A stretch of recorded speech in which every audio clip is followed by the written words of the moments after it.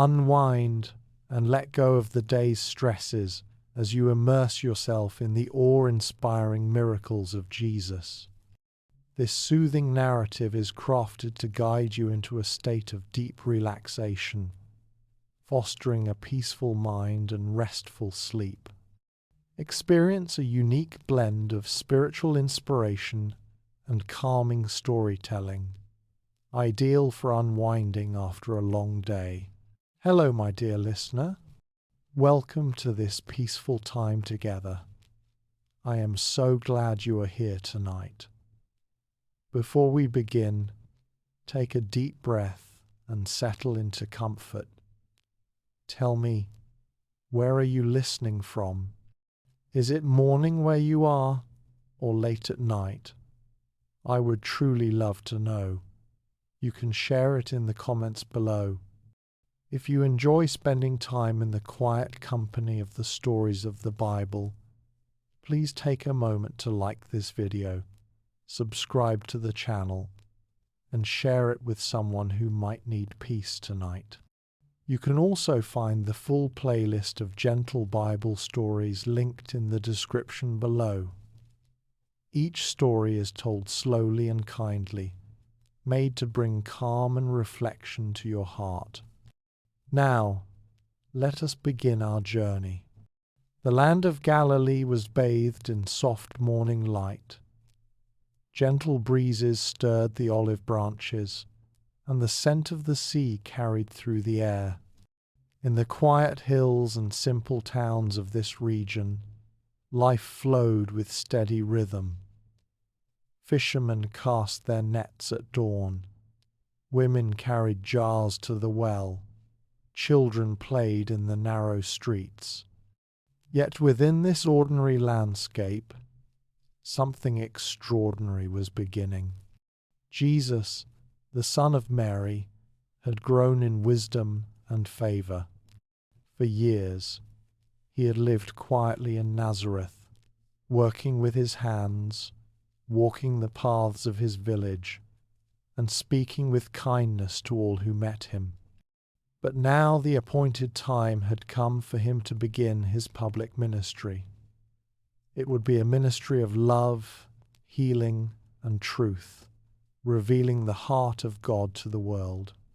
Before his miracles began, he went to the Jordan River, where John the Baptist was calling people to repentance. Crowds gathered there each day, confessing their sins and preparing their hearts for the coming of the Messiah. When Jesus stepped into the water, John looked upon him with awe, saying that it was he who should be baptized by Jesus instead. But Jesus answered softly that it was right to fulfill all righteousness. As he rose from the river, the heavens opened, and the Spirit of God descended upon him in the form of a dove. A voice came from above, saying, "This is my beloved Son, with whom I am well pleased." From that moment, the path of his calling was clear. He would bring light to those in darkness and comfort to those who mourned. After his baptism, Jesus spent 40 days in the wilderness. The sun was strong, and the nights were cold. He fasted and prayed, preparing his spirit for the mission before him. The tempter came to challenge him, but Jesus remained steadfast, answering every deceitful word with Scripture. When his time in the wilderness ended, he returned to Galilee, filled with peace and divine authority. Word began to spread quickly through the villages. People spoke of his wisdom and the way his words reached the heart. He called his first disciples along the shore of the Sea of Galilee. Simon, Peter, and his brother Andrew were fishermen, mending their nets when Jesus said, "Follow me, and I will make you fishers of men." Without hesitation, they left their nets behind. Soon after, James and John, the sons of Zebedee, joined them as well. It was the beginning of something new, something the world had never known. The teacher had gathered his first followers, and together they would witness wonders that revealed heaven's compassion upon the earth. One day, not long after this, Jesus and his mother Mary were invited to a wedding in Cana, a small village not far from Nazareth. It was a joyful occasion filled with laughter, music, and dancing. Families and neighbors had come together to celebrate. Tables were lined with bread, fruit, and wine, and guests shared stories under the open sky. But during the feast, the wine ran out. It was a moment of quiet embarrassment for the hosts, for in those times, running out of wine could bring great shame. Mary noticed the concern on the servants' faces. She turned to her son and said gently, "They have no wine." Jesus looked at her with calm understanding. Though his hour had not yet come, he knew her heart was moved by compassion for the hosts. Nearby stood 6 large stone jars, each used for ceremonial washing. They were empty, waiting to be filled. Jesus said to the servants, "Fill the jars with water." The servants did as he said, filling them to the brim. Then he said, "Now draw some out and take it to the master of the feast." They obeyed, and when the master tasted the water that had become wine, his eyes widened in astonishment.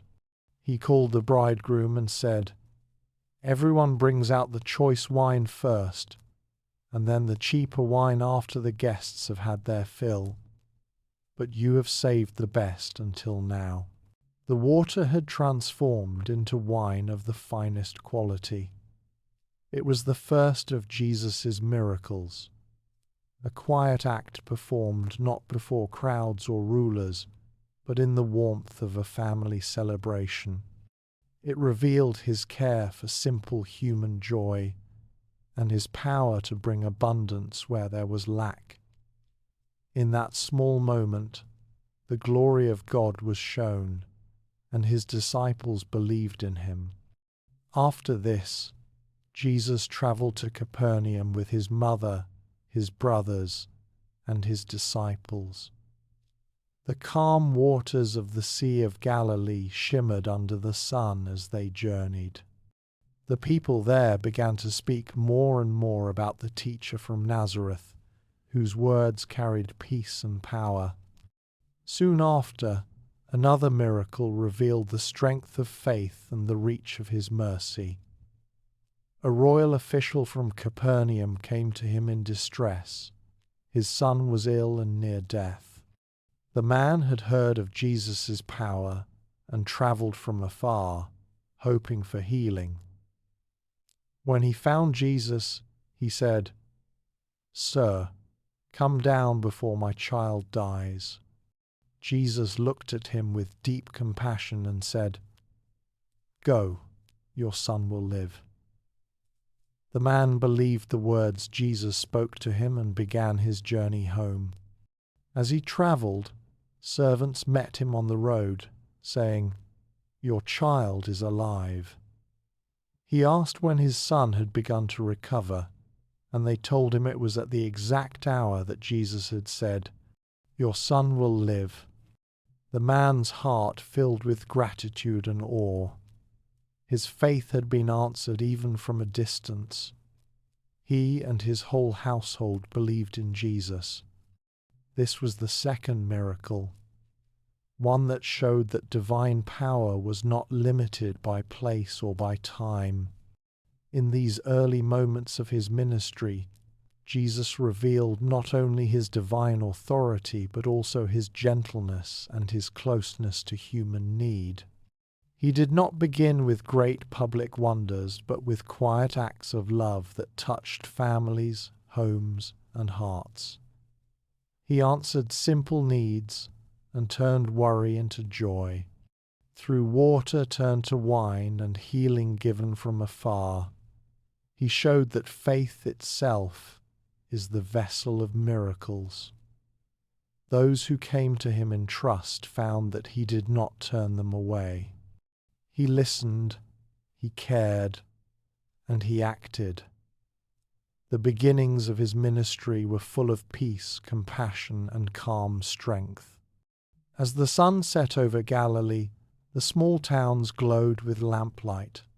In the stillness of evening, the stories of these first miracles spread from one home to another. People spoke in wonder about the teacher who turned sorrow into celebration and despair into hope.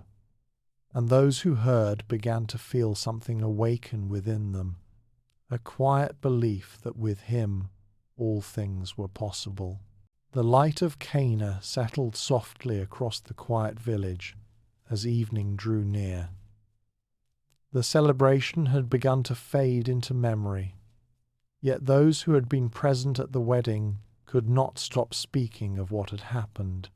It was a moment that would be remembered for generations, not for its grandeur or spectacle, but for its gentleness and quiet grace. In that humble setting, amid laughter and music and the fragrance of bread and ripe figs, Jesus had chosen to perform his first public miracle. It was not before kings or priests, but among family, friends, and neighbors. The miracle at Cana was a beginning that revealed the heart of his mission, to bring transformation not through noise or power, but through love that met people where they were. The home where the wedding took place was filled with warmth. Clay lamps flickered on the walls, casting soft patterns on the plaster. Guests sat close together on woven mats, sharing stories and passing cups of wine. There was joy in the air, for weddings in Galilee were not only a union of two hearts but also a sign of community, a moment when families joined in celebration under the blessing of God. Mary moved quietly among the guests. She had seen the worry of the servants earlier, their anxious glances when they realized that the wine had run out. She knew how easily small troubles could bring shame to a household. A wedding feast was meant to reflect generosity and honor, and a lack of wine could be seen as a failure of hospitality. Her heart, ever sensitive to others, could not bear to see distress on that happy day. When she turned to her son and said, "They have no wine," her words were simple but filled with trust. She did not ask for a sign. She merely presented the need, knowing he would understand. Jesus met her gaze with calm affection. His words to her, quiet and measured, carried both respect and meaning. His time of public revelation had only begun, yet his heart was moved by her faith. The 6 stone jars stood nearby, used for ceremonial purification. Each was large enough to hold many gallons of water. The servants looked uncertain, but when Jesus told them to fill the jars, they obeyed without hesitation. They carried bucket after bucket, pouring clear water until each jar was filled to the very top. The moment was silent, simple, and sacred. No light flashed, no sound stirred the air. The water within those jars, still and plain, was touched by divine presence. When the servants drew it out and brought it to the master of the feast, it had become rich wine, deep in color and full in fragrance. The master lifted the cup to his lips, unaware of what had taken place. His eyes brightened as he tasted it, and he turned to the bridegroom with delight. "Every man brings out the good wine first," he said, "and then the lesser wine after the guests have had their fill. But you have saved the best until now." The guests did not know the source of this gift, yet the servants knew, and Mary, watching from her quiet place, knew too. There was no announcement, no public declaration, only a gentle unveiling of divine kindness. It was a miracle meant for the heart, not for display. This act at Cana held meaning far beyond the feast itself. Water, the element of cleansing and renewal, became wine, the symbol of joy, covenant, and life. It was as if creation itself had been lifted into grace. What once was ordinary had been made extraordinary through the presence of Christ. It was a glimpse of what his ministry would bring: transformation, fulfillment, and the quiet revelation of divine glory in everyday life. For the disciples who followed him, this moment settled deeply into their spirits. They had seen him call them from their boats, and had heard his words filled with calm authority. But now they witnessed something that touched both their minds and their hearts. They believed in him more deeply, not because of spectacle, but because of gentleness. This was the kind of power that did not break, but healed. It did not demand attention, but inspired faith. As the wedding continued into the night, laughter returned to the hall. The host, relieved and joyful, poured the new wine freely, not knowing that he was offering the very fruit of a miracle. Music played softly as guests danced in circles. Hands joined beneath the glow of oil lamps. Jesus remained among them quietly, sharing in the joy of the moment. Every detail of that day spoke of divine tenderness. The jars, meant for washing, became vessels of celebration. The water, once still, became alive with flavor and color. The act itself was intimate, known only to a few, yet it carried the weight of eternal meaning. It showed that in the kingdom of God, even the simplest need can become the doorway to wonder. The miracle at Cana was not only a gift to those present, but a message to all who would come after. It revealed that God's care extends into the smallest corners of human life, the private joys, the quiet troubles, the moments no one else sees. In a world that often seeks grandeur, Jesus began with humility. His first sign was not on a mountain or in a temple, but in a family home, where love and laughter filled the air. It was also a symbol of what was to come. The old jars, once part of ritual purification, now overflowed with the new wine of grace. The law that cleansed the body was being fulfilled by the presence of one who would cleanse the heart. The transformation of water into wine became a living parable of renewal, the way faith transforms the ordinary into the sacred, and the way divine love fills what was once empty.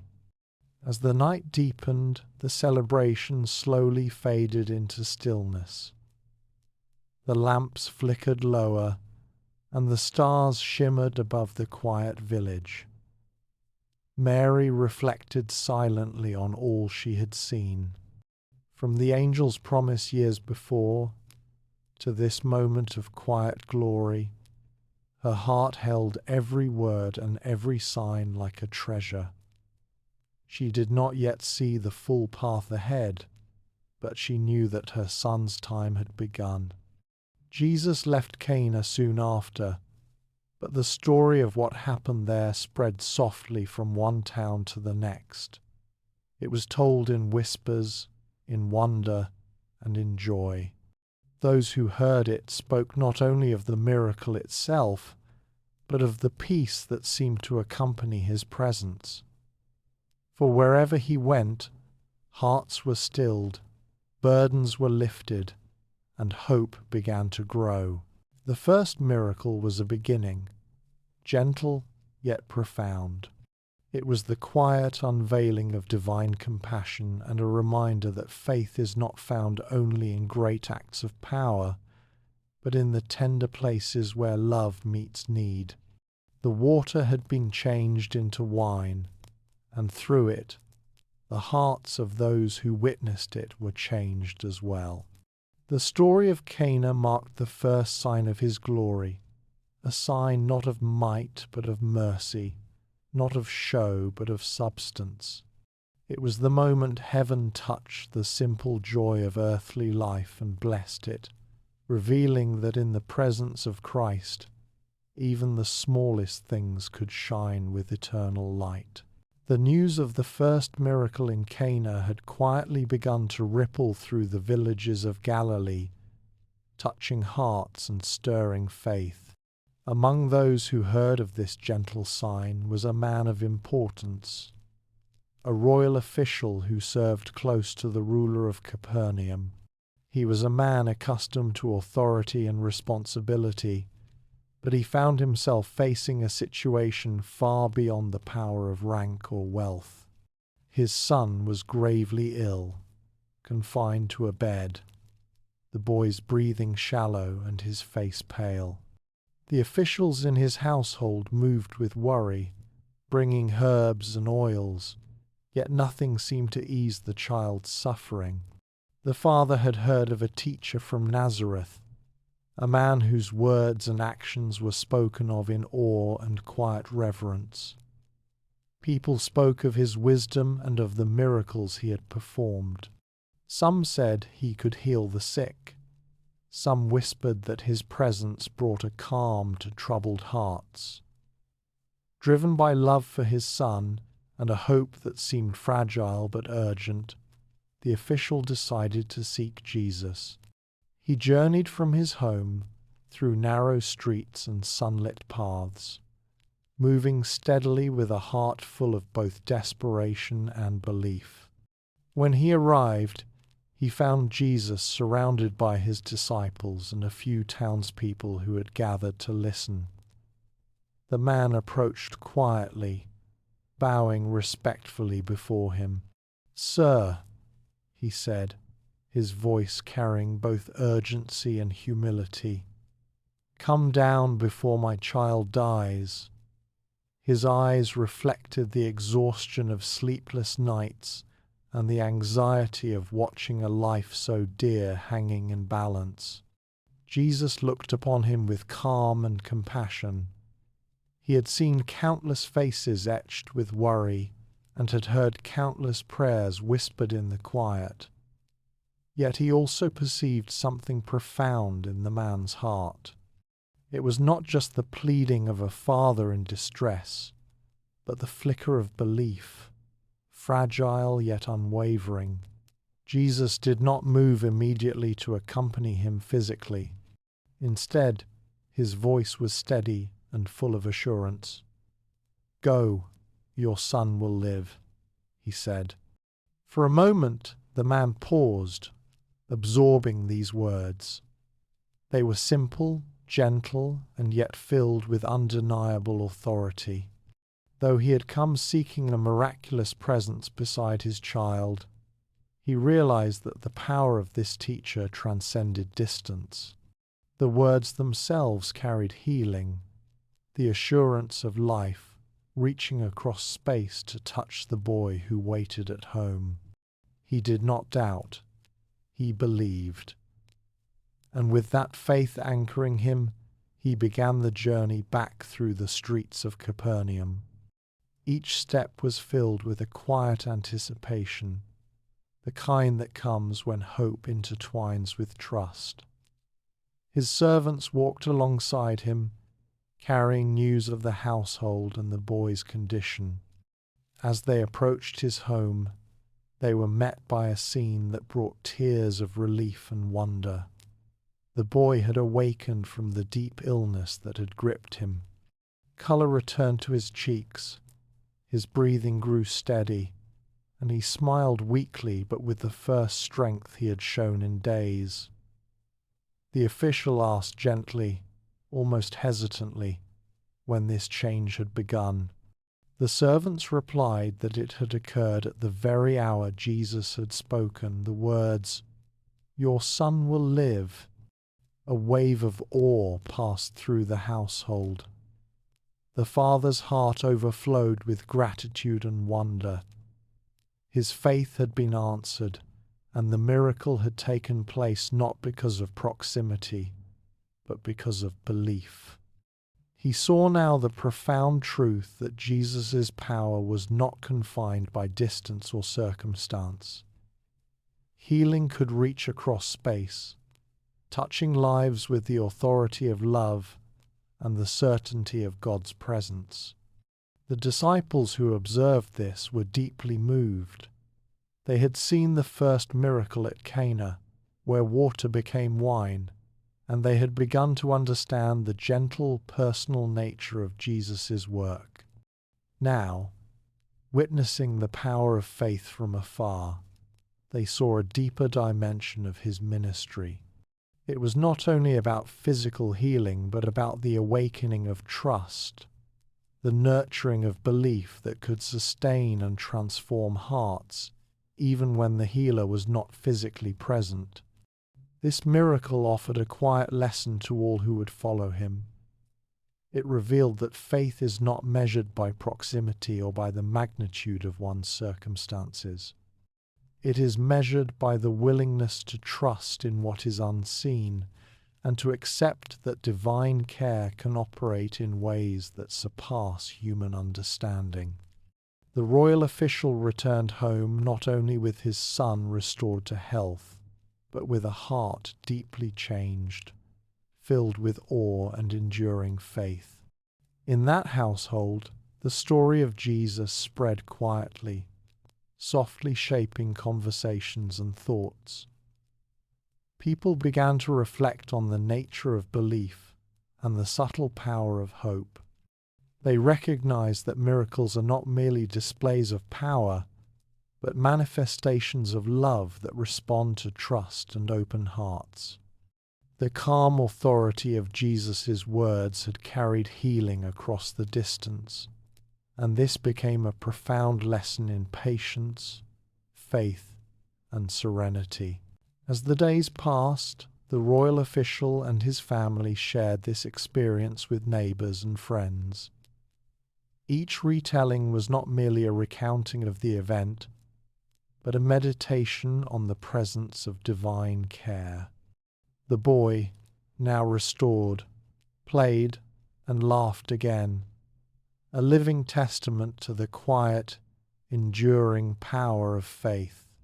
The father, in his gratitude, began to see life through a lens softened by trust and wonder, understanding that human worry is met with divine compassion when hearts are open. This story of healing from afar gently unfolded another layer of Jesus' ministry. He did not always move in grand spectacle or public display. Often his works were personal, subtle, and filled with quiet depth.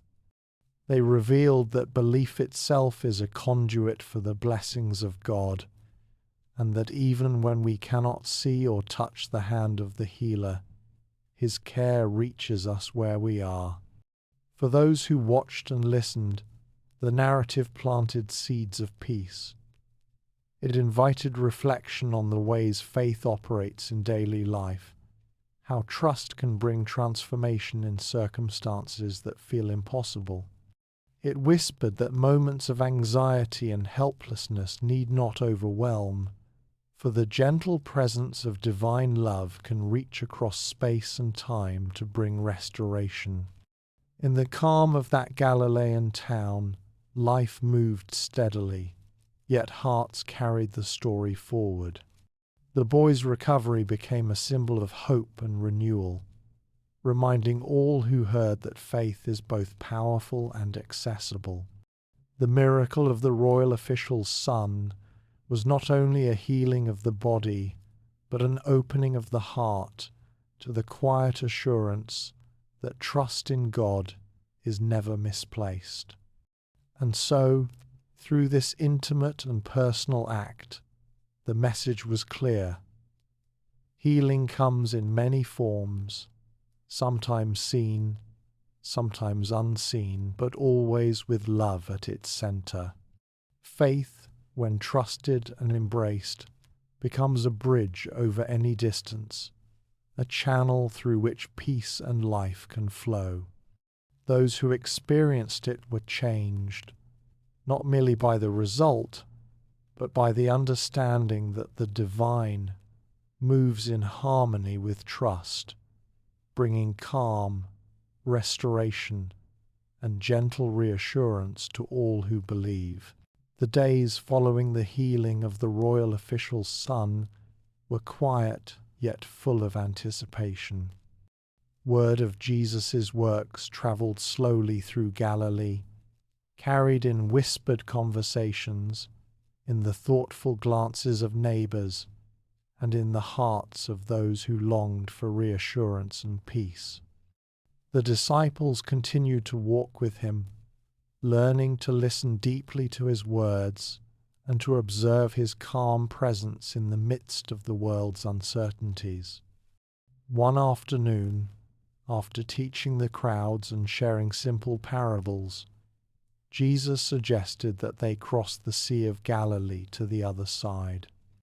The disciples, familiar with the waters, loaded their small boat and pushed off from the shore. The lake shimmered under the warm sun, a mirror of the sky, reflecting the gentle movements of clouds above. A soft breeze rippled across the water, carrying the scent of wild herbs and the faint hum of distant life from the shoreline. As they travelled, a stillness settled over the group. The rhythmic lapping of the water against the hull and the occasional call of a bird created a serene backdrop. Jesus, as always, was quiet and observant, his gaze on the horizon yet peaceful in the present moment. The disciples had grown accustomed to the calm that accompanied his presence, sensing that something profound lay within even the simplest of actions, like rowing across a sunlit lake. But as the day wore on, clouds began to gather in the sky. The breeze turned sharper, and the surface of the water began to ripple with increasing intensity.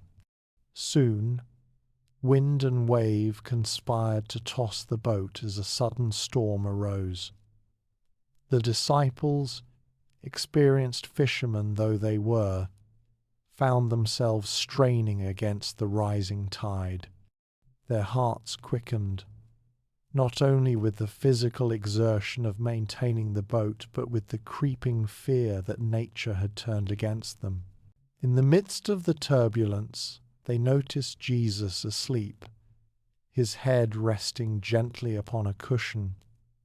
There was no tension in his body, no quickened breath or furrowed brow. Though wind and wave battered the small vessel, his presence radiated a quiet authority that seemed unaffected by the chaos surrounding him. In their rising panic, the disciples awoke him with hurried voices, their fear spilling into the open air. "Teacher, do you not care that we are perishing?" they cried. Jesus rose with deliberate calm, his movements smooth and measured. He spoke to the wind and to the waves with a quiet command, and immediately the storm began to subside. The wind softened to a gentle breeze, the waves fell back into a smooth ripple, and a profound stillness settled over the lake. The water reflected the sun once more, serene and luminous. The disciples looked at one another, awe quieting their voices. They marveled not only at the sudden cessation of the storm, but at the sense of peace that now enveloped them. There was more to this than mastery over elements. It was as if the experience mirrored a deeper truth, that even in the midst of fear and chaos, calm could be found when trust was placed in him. The external storm had been conquered, but the internal lesson was just as vital. This moment became a metaphor for the hearts of those who would listen and follow. Life, like the sea, can be unpredictable. Waves rise unexpectedly, and winds buffet the spirit. Yet there is a source of authority and reassurance that transcends circumstance. Jesus' gentle words and the quiet power behind them illustrated that inner calm does not require the absence of storms, but the presence of trust, faith, and alignment with the divine. As they continued their journey across the lake, the disciples reflected quietly on what they had witnessed. Each understood in a personal way that fear could be met with courage, that anxiety could be soothed by faith, and that chaos could be transformed into calm through presence and trust. Jesus, seated among them, shared no further words at that moment. The lake itself seemed to mirror the stillness he carried within him, a reflection of peace that no tempest could disturb. On another occasion, his authority over life extended beyond the elements to the bodies of those burdened by disease. One morning, a man afflicted with leprosy approached Jesus quietly, hiding both his suffering and his hope. The man had been shunned by his community, living at the edges of society, carrying not only the physical weight of his condition but also the invisible pain of isolation and fear. He knelt before Jesus and whispered, "Lord, if you are willing, you can make me clean." There was no demand in his voice, only the tremor of hope mingled with humility. Jesus, looking upon him with compassion, reached out and touched the man. His touch, gentle yet full of authority, conveyed not only physical healing but the restoration of dignity and belonging. "I am willing," Jesus said, "be made clean." Immediately, the affliction that had marked the man was gone. His skin became whole and healthy, and the social barrier that had separated him from his community began to lift.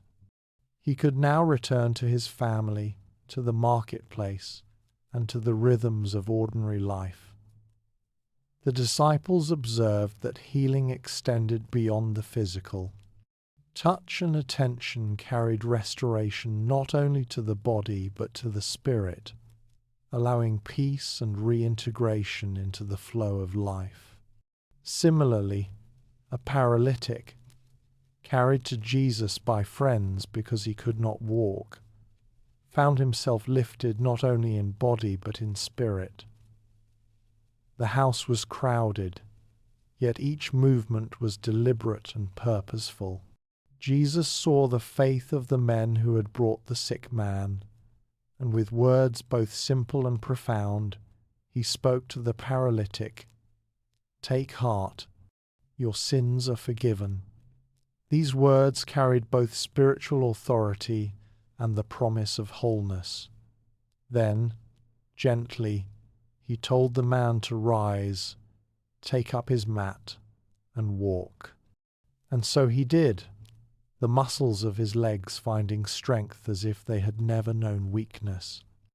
In these moments, the authority of Jesus was clear. He moved through the world with compassion that was intertwined with power. Nature obeyed his voice. Disease retreated from his touch, and hearts were calmed by the assurance of his presence. Those who witnessed these acts could not help but reflect on their own storms, internal and external, and begin to understand that calm is available even in the midst of life's turbulence. The teachings that accompanied these miracles were as subtle as they were profound. Calm is not simply the absence of trouble. Healing is not only the restoration of the body. Peace arises when faith is placed in the source of love that underlies all things. When storms rage around and within, and when sickness weighs heavily upon the spirit, trust and quiet reliance on the divine bring transformation that is both immediate and enduring. The disciples continued to watch, learn, and follow. Each journey across the waters, each encounter with those in need, became a lesson in presence and serenity. The lake, the wind, the waves, the afflicted, and the paralyzed, all were instruments of understanding, teaching that life's chaos need not rule the heart, and that restoration comes through faith, attention, and the gentle authority of compassion. As the sun lowered toward the horizon, the reflections on the water mirrored not only the sky but the hearts of those who followed him.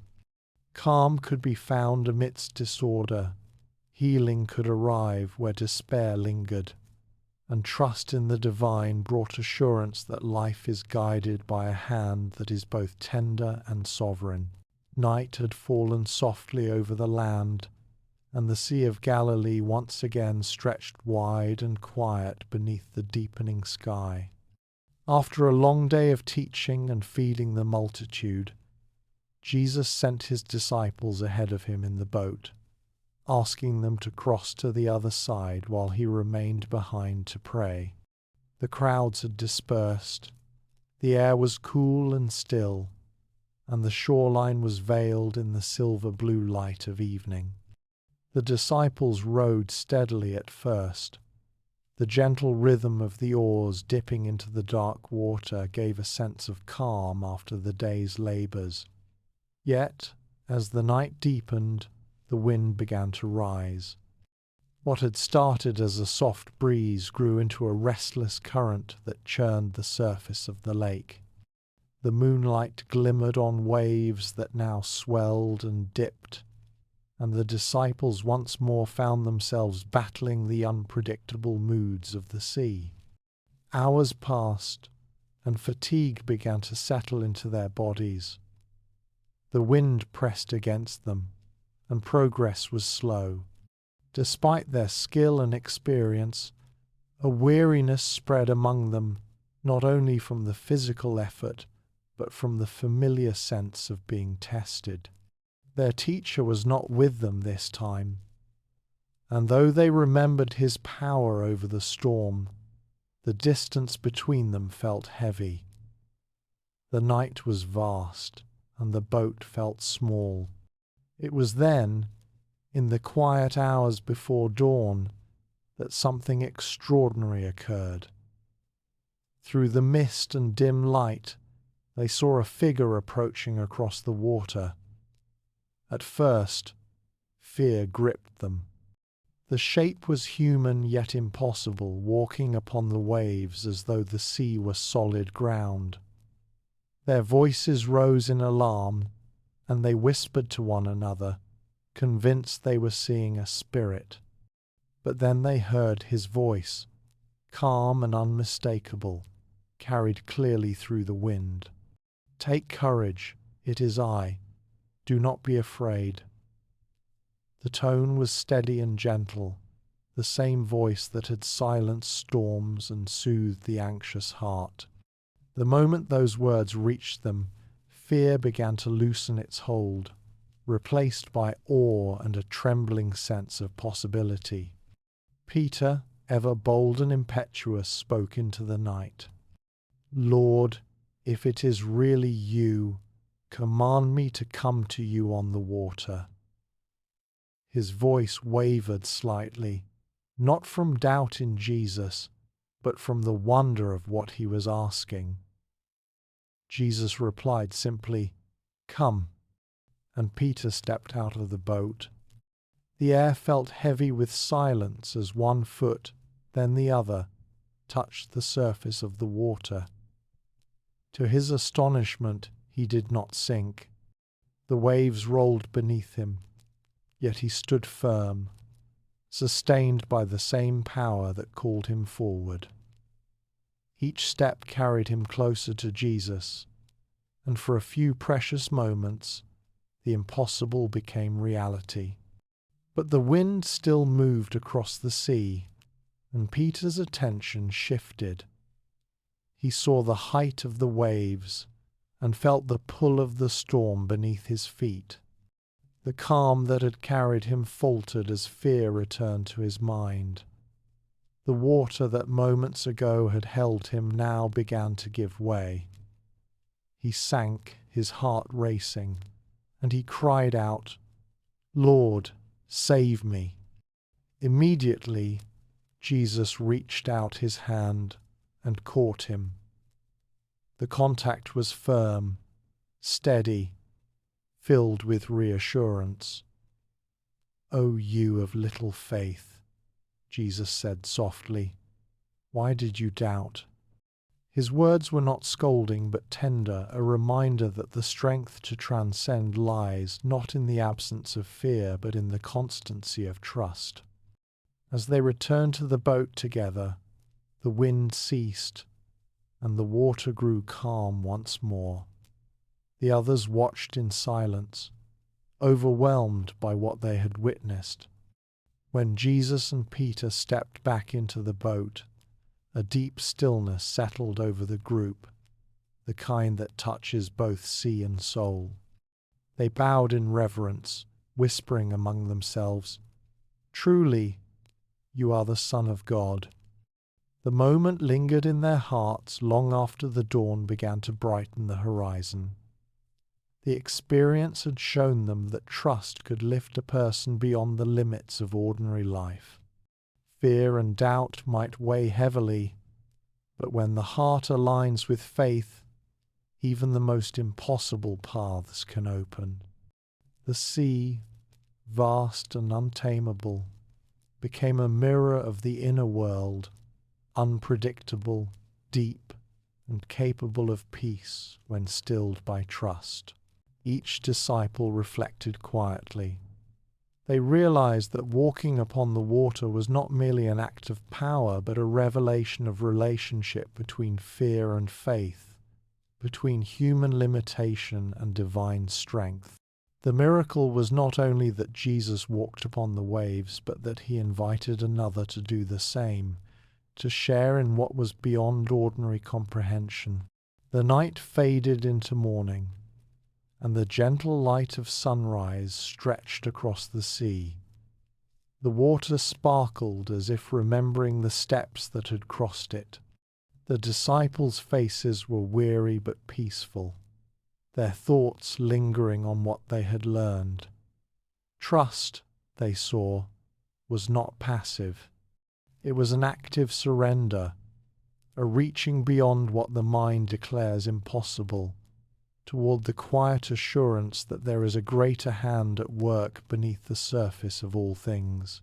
For those who listened later to this story, it became more than an account of a night at sea.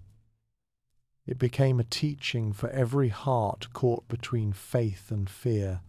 The waves may rise and the winds may howl, but the invitation remains the same: to step forward in trust, to walk where logic says one cannot, and to find in that act a deeper stillness than the storm could ever destroy.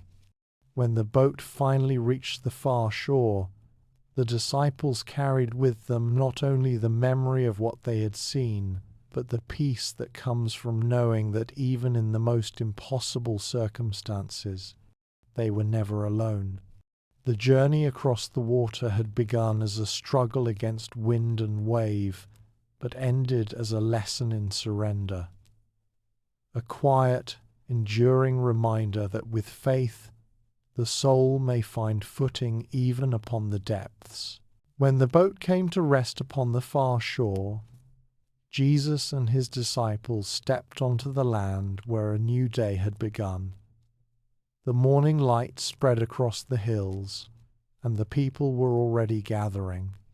Word had travelled quickly, as it always did. Everywhere he went, crowds followed, not only for the wonders they had heard of, but because they felt something in his presence that stirred hope where none had been before. There was gentleness in his manner, a peace that seemed to flow from his every word and gesture. Among those waiting stood a man set apart from the others. His body was thin, his clothes torn, and a cloth was wrapped over part of his face. The people around him kept their distance, for he bore the marks of leprosy. In those days, such a person was considered unclean and untouchable. They lived on the edges of towns, unseen and unloved, calling out warnings if anyone came too near. But this man had heard of Jesus, and something within him refused to stay hidden any longer. He stepped forward trembling, his voice shaking yet full of determination. Falling to his knees before Jesus, he said, "Lord, if you are willing, you can make me clean." The crowd held its breath. For a long moment, no one spoke. Then Jesus looked upon the man not with fear, not with hesitation, but with the same calm compassion that had already changed so many lives. He reached out his hand and touched him. It was a simple gesture, yet in that moment it broke through the boundaries that had long separated the man from the rest of the world. The touch was warm and full of meaning, for it was something no one had dared to give him in years. "I am willing," Jesus said softly. "Be clean." Immediately, the marks of the disease faded from his skin. The colour returned to his face, and strength filled his limbs once more. The man gasped and looked down at his hands in wonder, tears forming in his eyes. Those around him stepped closer, astonished by what they saw. The air itself seemed to grow lighter, as if the very earth rejoiced at this act of mercy. Jesus told him gently, "See that you tell no one, but go, show yourself to the priest, and offer the gift Moses commanded as a testimony to them." The healed man nodded, overcome with gratitude, and hurried away to do as he was told. But the story could not be contained. Everywhere people spoke of it, of how Jesus had not only healed the man but had touched him, showing that love was stronger than fear and compassion more powerful than disease. Soon after, Jesus returned to a small town by the lakeshore where many gathered inside a house to hear him speak. The room was full, every space occupied, and even the doorway was crowded with listeners. Outside, 4 men approached, carrying a stretcher upon which lay a man who could not walk. They had heard of the power that restored sight, calmed seas, and cleansed the unclean, and they believed that if they could only bring their friend before Jesus, something wonderful might happen. But the crowd was too large. There was no way through the doorway, no path between the people. Still, they did not give up. Climbing to the flat roof of the house, they began to remove the tiles carefully, bit by bit, until there was an opening above where Jesus stood. Then, with quiet determination, they lowered the man down through the opening until he lay before Jesus. The people gasped at the sight. Dust drifted from the ceiling, and murmurs filled the room. Jesus looked up at the faces peering through the opening, then down at the man lying before him. He saw not only the broken body, but the faith that had carried him here. A calm smile touched his lips. "Son," he said, "your sins are forgiven." The word surprised those who listened. Some of the religious teachers whispered among themselves, questioning what they had heard. "Who can forgive sins but God alone?" they thought. But Jesus, knowing their thoughts, spoke again, his voice still soft yet filled with quiet authority. "Which is easier," he asked, "to say, 'Your sins are forgiven,' or to say, 'Rise and walk'? But so that you may know that the Son of Man has authority on earth to forgive sins." He turned toward the paralyzed man. "I tell you, rise, take up your mat, and go home." The man stirred, his fingers tightening around the edge of the mat. Slowly he sat up, his eyes wide with disbelief and joy. The strength that had long abandoned his legs now returned, and he stood, steady and whole. The crowd parted in astonishment as he rolled up the mat that had carried him for so long. Laughter and tears filled the air as he walked through the doorway and into the sunlight beyond. Those who witnessed it could not contain their amazement. Some fell to their knees in praise, while others stood silent, their hearts too full for words. "We have seen remarkable things today," they whispered to one another. But more than what their eyes had seen, something deeper stirred within them. They had witnessed not only a healing of the body, but the restoration of spirit, a moment where forgiveness and wholeness became one. Outside, the man who had been paralyzed stopped for a moment, looking at the sky above. The breeze touched his face, and he smiled. He carried not just his mat, but the memory of that voice which had spoken life back into him. Each step he took was a reminder that he had been seen, forgiven, and restored, not merely to walk again, but to live anew. In these moments, the meaning of Jesus' miracles became clearer. They were not displays of power for the sake of wonder, but expressions of love and restoration. Each touch, each word, each act of healing carried within it a deeper truth that the divine mercy reaches into every place of suffering, bringing peace where pain once dwelled and light where there had been only shadows. The people who followed him that day carried the stories in their hearts. They spoke of the leper who was touched, of the paralyzed man who walked, and of the quiet authority that turned despair into hope. In their retelling, they felt again the calm that filled the room, the awe that stilled their breath, and the warmth of a compassion that asked for nothing in return.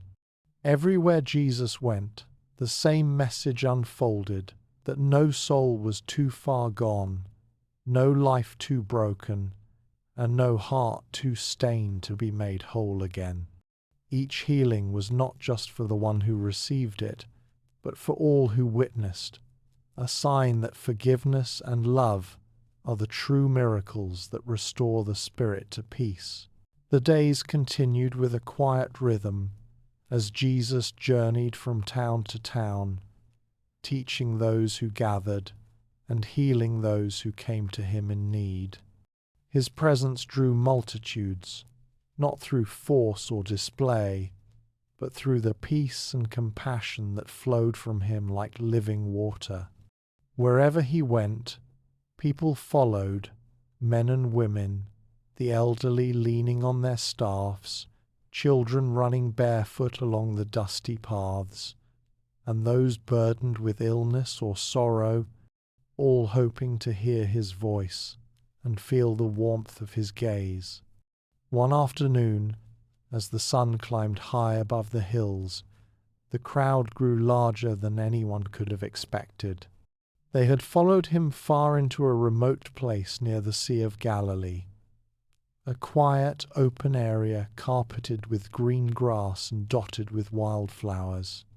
The day was bright, the air gentle, and yet there was a stillness in the crowd that spoke of deep expectation. Jesus had crossed the lake earlier, seeking a time of rest with his disciples.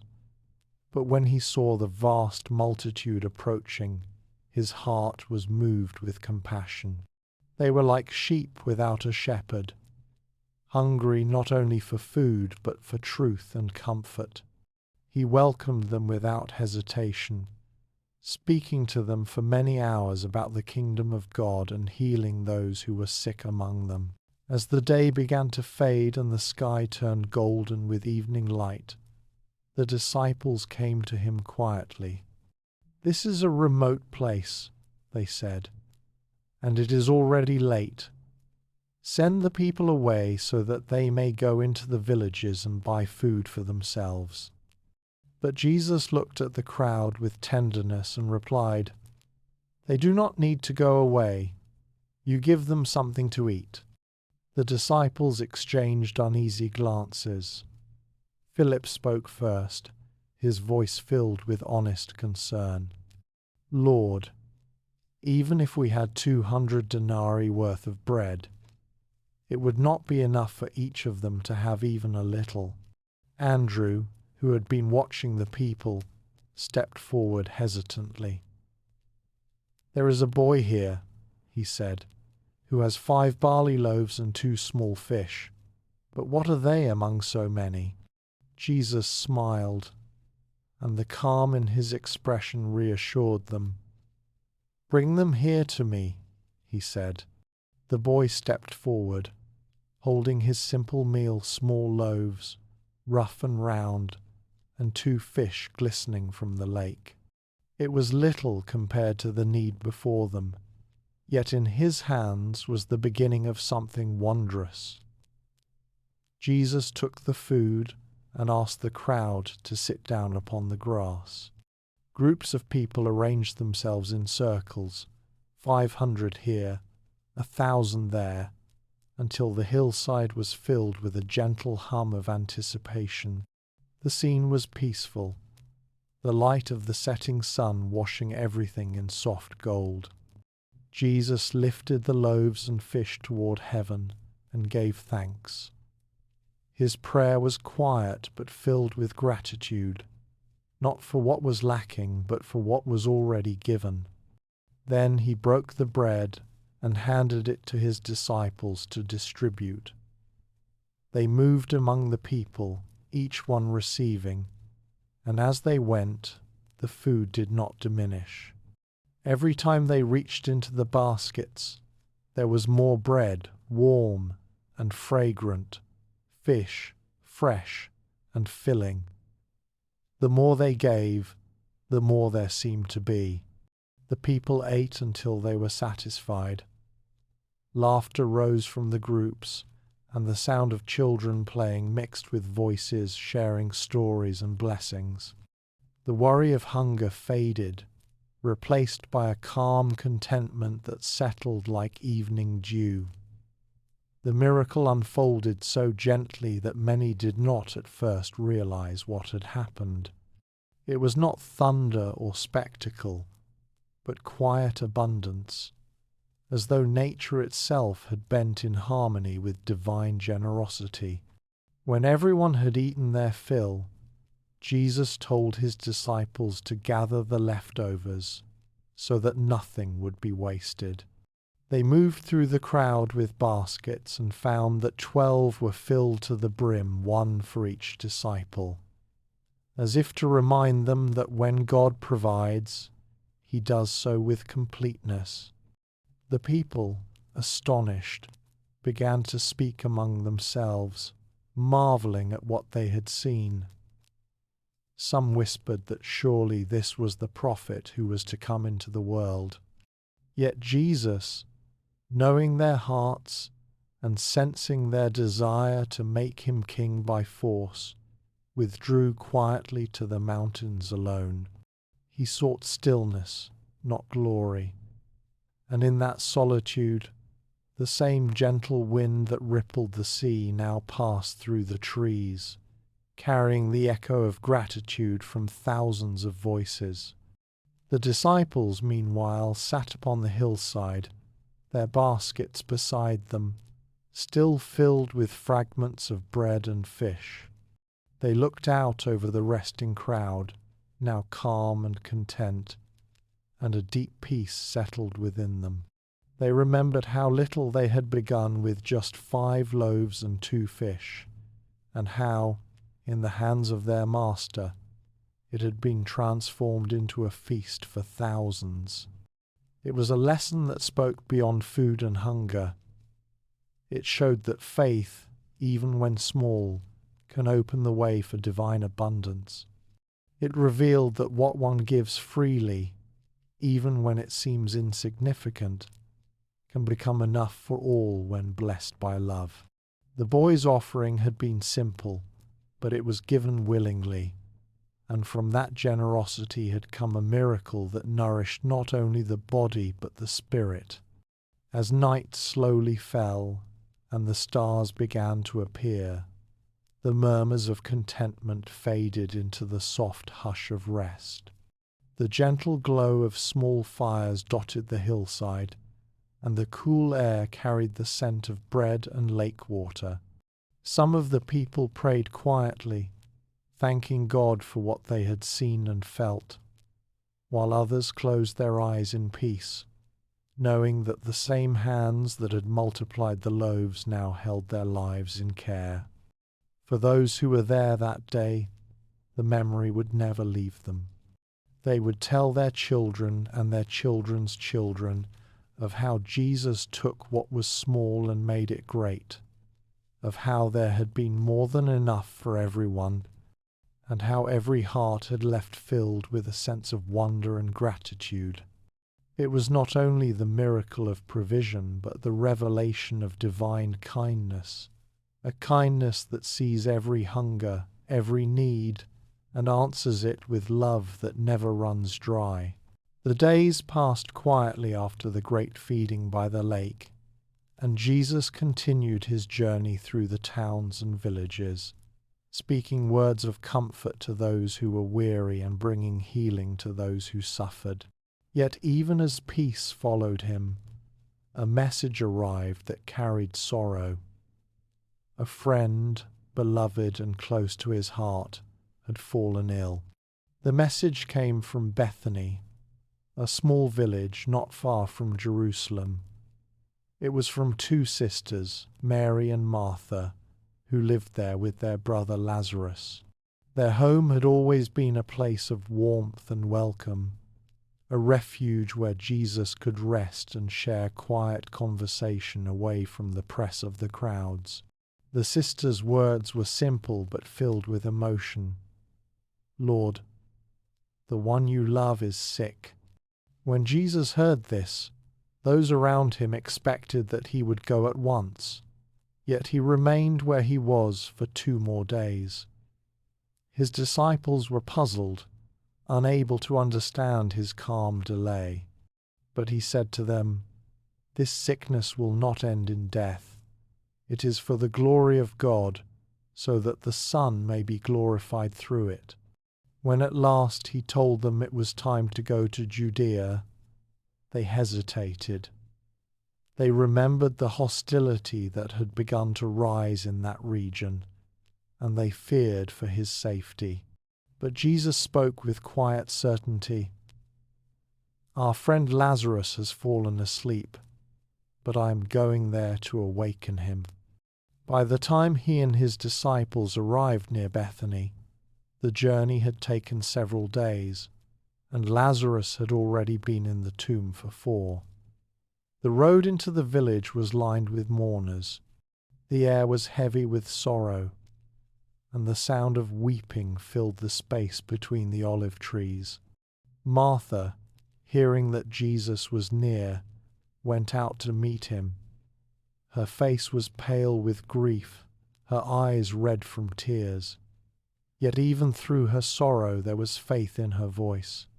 "Lord, if you had been here, my brother would not have died," she said softly. "But I know that even now God will give you whatever you ask." Jesus looked upon her with deep compassion. "Your brother will rise again," he said. Martha nodded, her voice trembling. "I know he will rise again in the resurrection at the last day." Jesus then spoke words that would echo through time, words of comfort and eternal promise. "I am the resurrection and the life. Whoever believes in me will live, even though they die, and whoever lives by believing in me will never die. Do you believe this?" "Yes, Lord," she replied. "I believe that you are the Christ, the Son of God who was to come into the world." After this, Martha went to call her sister Mary. When Mary heard that Jesus was near, she rose quickly and went to him. The people who had gathered to comfort her followed, thinking she was going to the tomb to weep. When she reached Jesus, she fell at his feet, her voice breaking with sorrow. "Lord, if you had been here, my brother would not have died." Her words were filled with the same faith as her sister's, but carried the rawness of deep grief. Seeing her tears and those of the people around her, Jesus was deeply moved. His spirit stirred with compassion and sorrow. The love he felt for this family, and for all who mourned, touched his heart with profound tenderness. "Where have you laid him?" he asked. "Come and see, Lord," they replied. And as they led him to the tomb, Jesus wept. The sight of his tears silenced the crowd. Some whispered, "See how he loved him," while others questioned, "Could not he who opened the eyes of the blind have kept this man from dying?"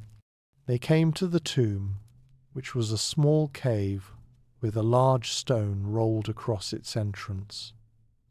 The air around it was still, and the shadows grew long as the day began to wane. Jesus stood before it, his face calm but resolute. "Take away the stone," he said. Martha hesitated. "But Lord," she said quietly, "by this time there will be a strong odor, for he has been there 4 days." Jesus turned to her with a look of gentle reassurance. "Did I not tell you that if you believe, you will see the glory of God?" The men nearby stepped forward and rolled the stone aside. The cool air from the tomb drifted out, carrying with it the stillness of death. Jesus lifted his eyes toward heaven and prayed, his voice steady and filled with gratitude. "Father, I thank you that you have heard me. I know that you always hear me, but I say this for the sake of those standing here, that they may believe that you sent me."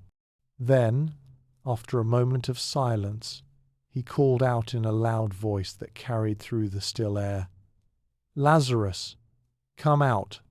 All eyes turned toward the dark entrance of the tomb. For an instant nothing moved. Then, slowly, a figure appeared wrapped in grave cloths, his face covered with a linen strip. The people gasped, unable to speak. Lazarus stood in the doorway of death and life, breathing once more. "Unbind him and let him go," Jesus said. The men hurried forward, their hands trembling as they loosened the cloths. When they were removed, Lazarus blinked against the light, his face radiant with life. He turned and looked upon his sisters, who ran to him with tears of joy. Their cries of sorrow became cries of praise. The people around them fell to their knees, overwhelmed by what they had seen. The air seemed to shimmer with something beyond understanding. The scent of myrrh and earth was replaced by the freshness of living air. The grave that had held silence now echoed with gratitude and wonder. Many who witnessed it believed deeply in Jesus from that day on. They saw that his power was not bound by the limits of life and death.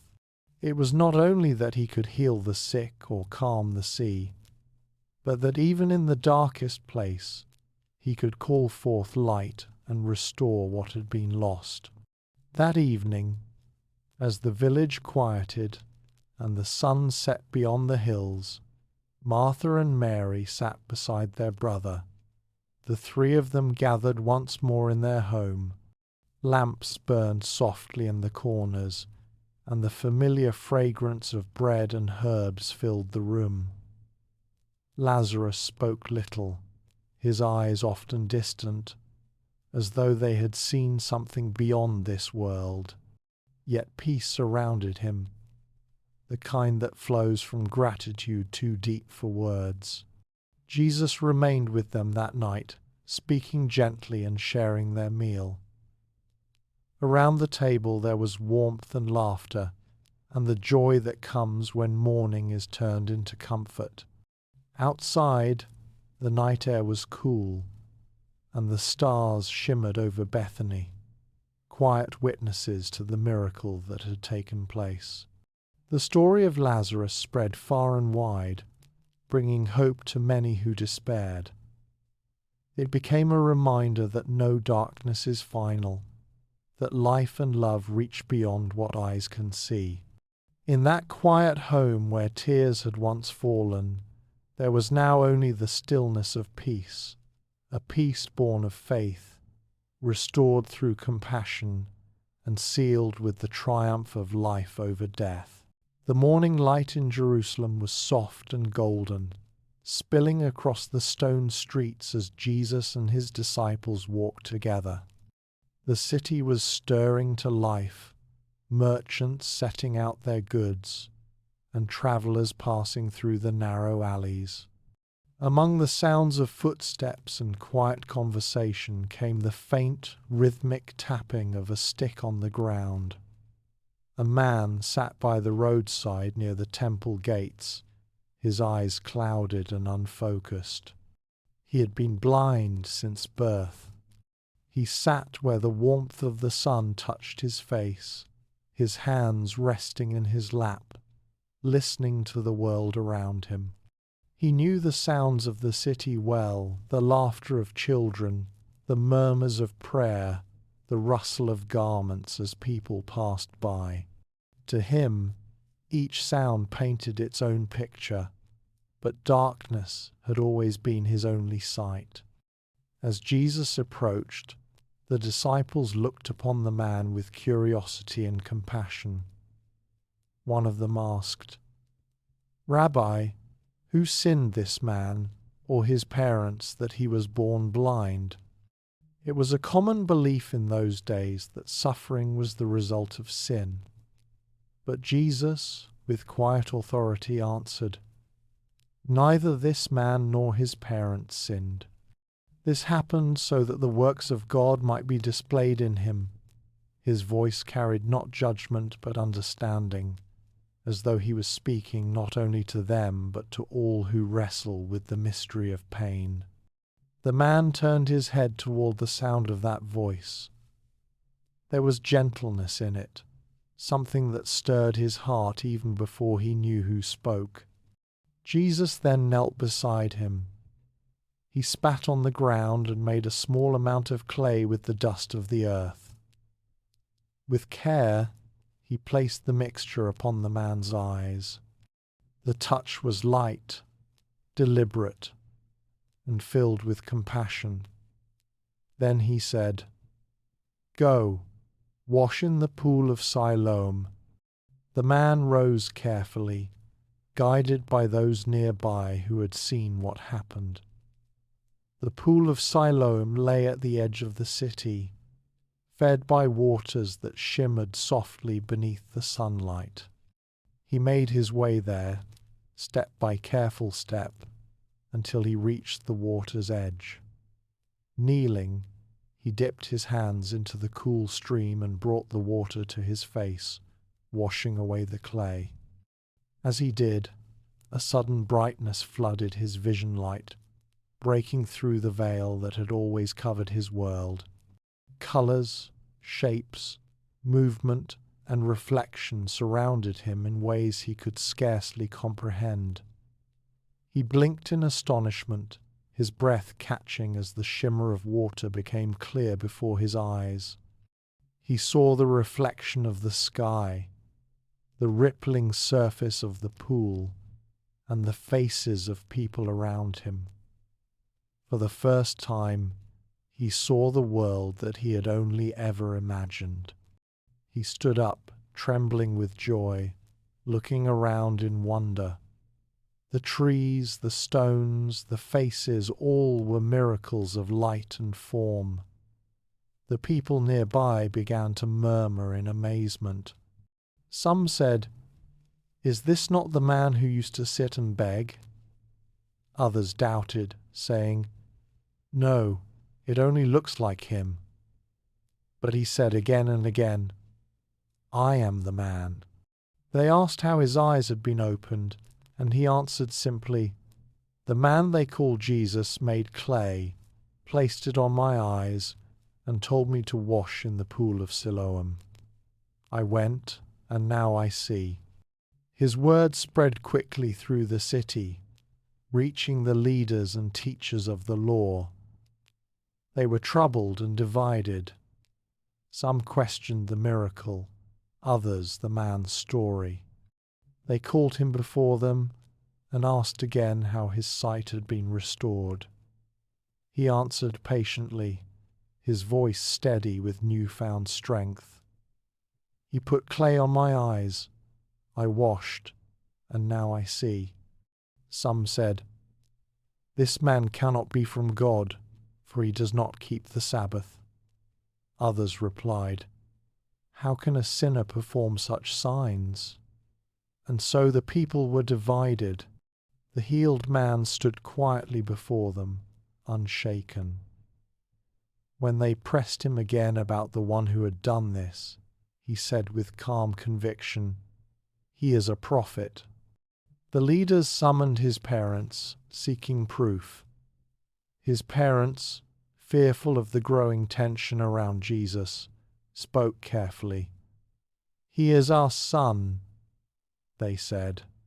"He was born blind, but how he now sees, we do not know. Ask him. He is of age. He can speak for himself." So they called the man again and said, "Give glory to God by telling the truth. We know this man is a sinner." But the man, once blind and now seeing, replied with words that have echoed through centuries of faith and courage. "Whether he is a sinner or not, I do not know. One thing I do know, I was blind, and now I see." The room fell into silence. Those words carried a power beyond argument, for they were truth born from experience.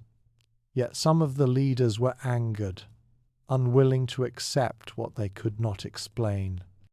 They cast him out of the place, dismissing him. Later, when Jesus heard that the man had been cast out, he went to find him. The man was walking quietly through the streets, still marveling at the world around him. He turned when he heard that familiar voice. "Do you believe in the Son of Man?" Jesus asked. The man looked upon him, seeing his face for the first time, the face of the one who had given him sight. "Who is he, sir, that I may believe in him?" "You have now seen him," Jesus said gently. "He is the one speaking with you." The man's heart filled with awe and gratitude. He fell to his knees and said, "Lord, I believe." In that moment, The miracle deepened beyond the physical. The light that filled his eyes now filled his soul. It was not only his vision that had been restored, but his understanding, his sense of purpose, and his place in the world. The darkness that once covered him had lifted entirely, and he stood bathed in both earthly and divine light. As he walked away, the city seemed more alive than ever before. Every colour, every shadow, every movement held meaning. The stones beneath his feet glowed warm in the sun, and the breeze that touched his face carried peace. He saw not only the beauty of creation, but the deeper truth behind it. That light does not only dwell in the sky, but also within hearts that open to faith. And from that day, his sight became a quiet symbol among the people, a story not only of healing, but of awakening.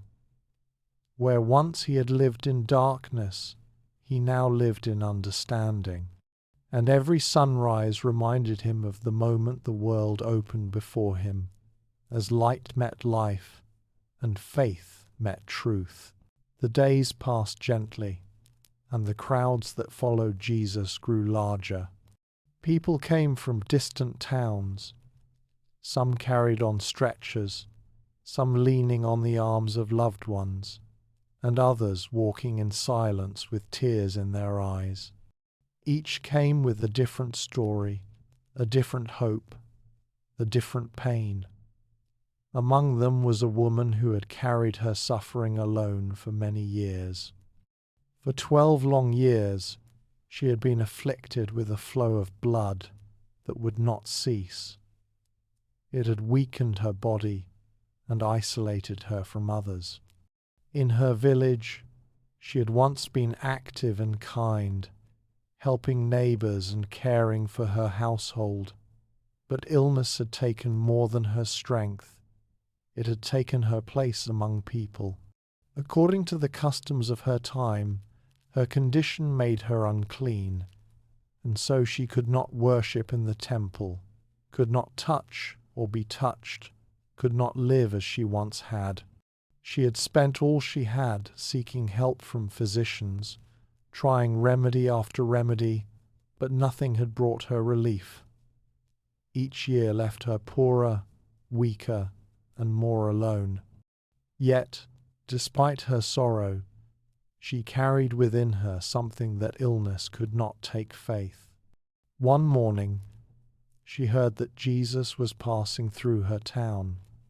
The streets were crowded, filled with people pressing close to catch a glimpse of him. She hesitated at first, standing in the shadow of a doorway. The noise and the crowd felt overwhelming. She was frail, her hands trembling slightly as she held her veil close around her face. But in her heart she whispered, "If I can just touch the edge of his garment, I will be healed." It was not spoken aloud, not even shared with a friend. It was a thought between her and God, a quiet prayer born of perseverance. Gathering her courage, she stepped into the street.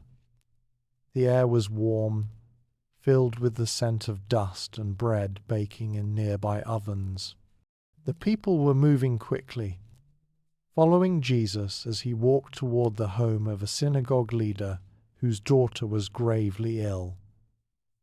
The woman moved carefully through the crowd, each step uncertain but determined. Her weakness slowed her, but her faith carried her forward. As she drew near, she saw him surrounded by his disciples. The noise of the crowd faded in her mind. Her focus was on that one goal, to touch even the fringe of his robe. She stretched out her hand, her fingers brushing the edge of the cloth as he passed. It was only a brief touch, almost invisible amid the movement of people, but in that instant something powerful stirred within her. A warmth spread through her body, deep and complete. The constant pain that had shadowed her for years vanished. Her heartbeat steadied, her strength returned, and she knew she was healed. Her eyes filled with tears, and for a moment she stood still, overwhelmed by the sudden quiet inside her soul. Jesus stopped walking. The crowd pressed around him, but he turned and asked, "Who touched me?" The disciples looked surprised. "Master," one of them said gently, "the people are crowding and pressing against you." But Jesus, calm and attentive, said again, "Someone touched me. I know that power has gone out from me." The woman realized. He knew. Her heart began to race, not from fear of rebuke, but from the awe of being known. She came forward, trembling, and fell at his feet. The people made way for her as she knelt before him, her voice quiet but steady. "Lord, it was I. I touched you because I believed. For 12 years I have suffered, and now I am healed." Her confession was not loud, yet every ear nearby seemed to hear it. The street fell silent, and even the wind seemed to still. Jesus looked upon her with compassion, not as one might look at a stranger, but as one who had always known her heart. His eyes held understanding deeper than words could reach. He said, "Daughter, your faith has made you well. Go in peace and be free from your suffering." The word daughter carried warmth, restoring not only her body but her dignity. For years she had been cut off from the world, but now she was seen, accepted, and whole. The peace that filled her was more than physical healing, it was renewal, the kind that touches both the heart and the spirit. As she rose to her feet, her steps were light, her face calm. The crowd, which had once seemed so immense, now appeared gentle and full of wonder. She walked away quietly, the sound of her sandals brushing against the path. Around her, life carried on, merchants calling out, children laughing, yet within her, the world had changed. She had been restored not through wealth or medicine, but through faith that spoke in silence and hope that endured when all else had failed. From that day, she carried no mark of her former pain, but she remembered the moment with deep gratitude. In her heart, she often thought of that single touch, how small it seemed, yet how infinite its meaning. She understood that faith does not always need to shout. Sometimes it is as soft as a whisper, as quiet as a single step taken in trust. And so her story was told again and again, passed from one heart to another. It became a symbol of the quiet power that lives in faith, the kind that moves unseen but transforms completely. People who heard it found courage in her perseverance, comfort in her healing, and peace in her simple belief that to reach out even once toward divine mercy is enough to be made whole. The crowd that had witnessed the woman's healing continued on with Jesus, their hearts stirred by what they had seen. There was a sense of calm and reverence in the air, but also a quiet anticipation. For those who followed him had come to understand that wherever he went, lives changed. Not long after, they crossed the Sea of Galilee once again, sailing through the soft morning mist toward a region known as the country of the Gerasenes. The water was still and silvery, the distant hills rising gently above the shoreline, As they reached the land, the disciples helped steady the boat, and Jesus stepped onto the shore. The air was different there, quieter, with an unsettling heaviness that seemed to cling to the land. From the nearby hills came a figure, moving quickly down the slope. His appearance startled those who saw him. His hair was tangled, his clothes torn, and his eyes wild with torment. This man lived among the tombs, away from the townspeople, for they were afraid of him. Many times they had tried to restrain him, but no chain could hold him. He cried out day and night among the graves, his voice echoing through the cliffs. He was tormented by spirits that had taken hold of his mind, filling him with fear and anguish. When he saw Jesus from a distance, he ran and fell before him, his body trembling. From his mouth came a voice that was not his own, a cry filled with confusion and pain. "What have you to do with me, Jesus, Son of the Most High God? I beg you, do not torment me." Jesus looked upon him with calm and compassion. He saw not the madness, but the soul beneath it, the man still yearning for peace. Gently but firmly, Jesus said, "Come out of this man, you unclean spirit." The man's body shook, and again the voice cried out, "My name is Legion, for we are many." The words carried sorrow, a reflection of the chaos that had filled his life. Nearby, a herd of pigs grazed on the hillside. The spirits begged to be sent into them rather than into the abyss. Jesus, in his authority, allowed it. The herd suddenly rushed down the steep bank into the lake, and the water rippled violently as they disappeared beneath it. Then a profound stillness fell over the scene.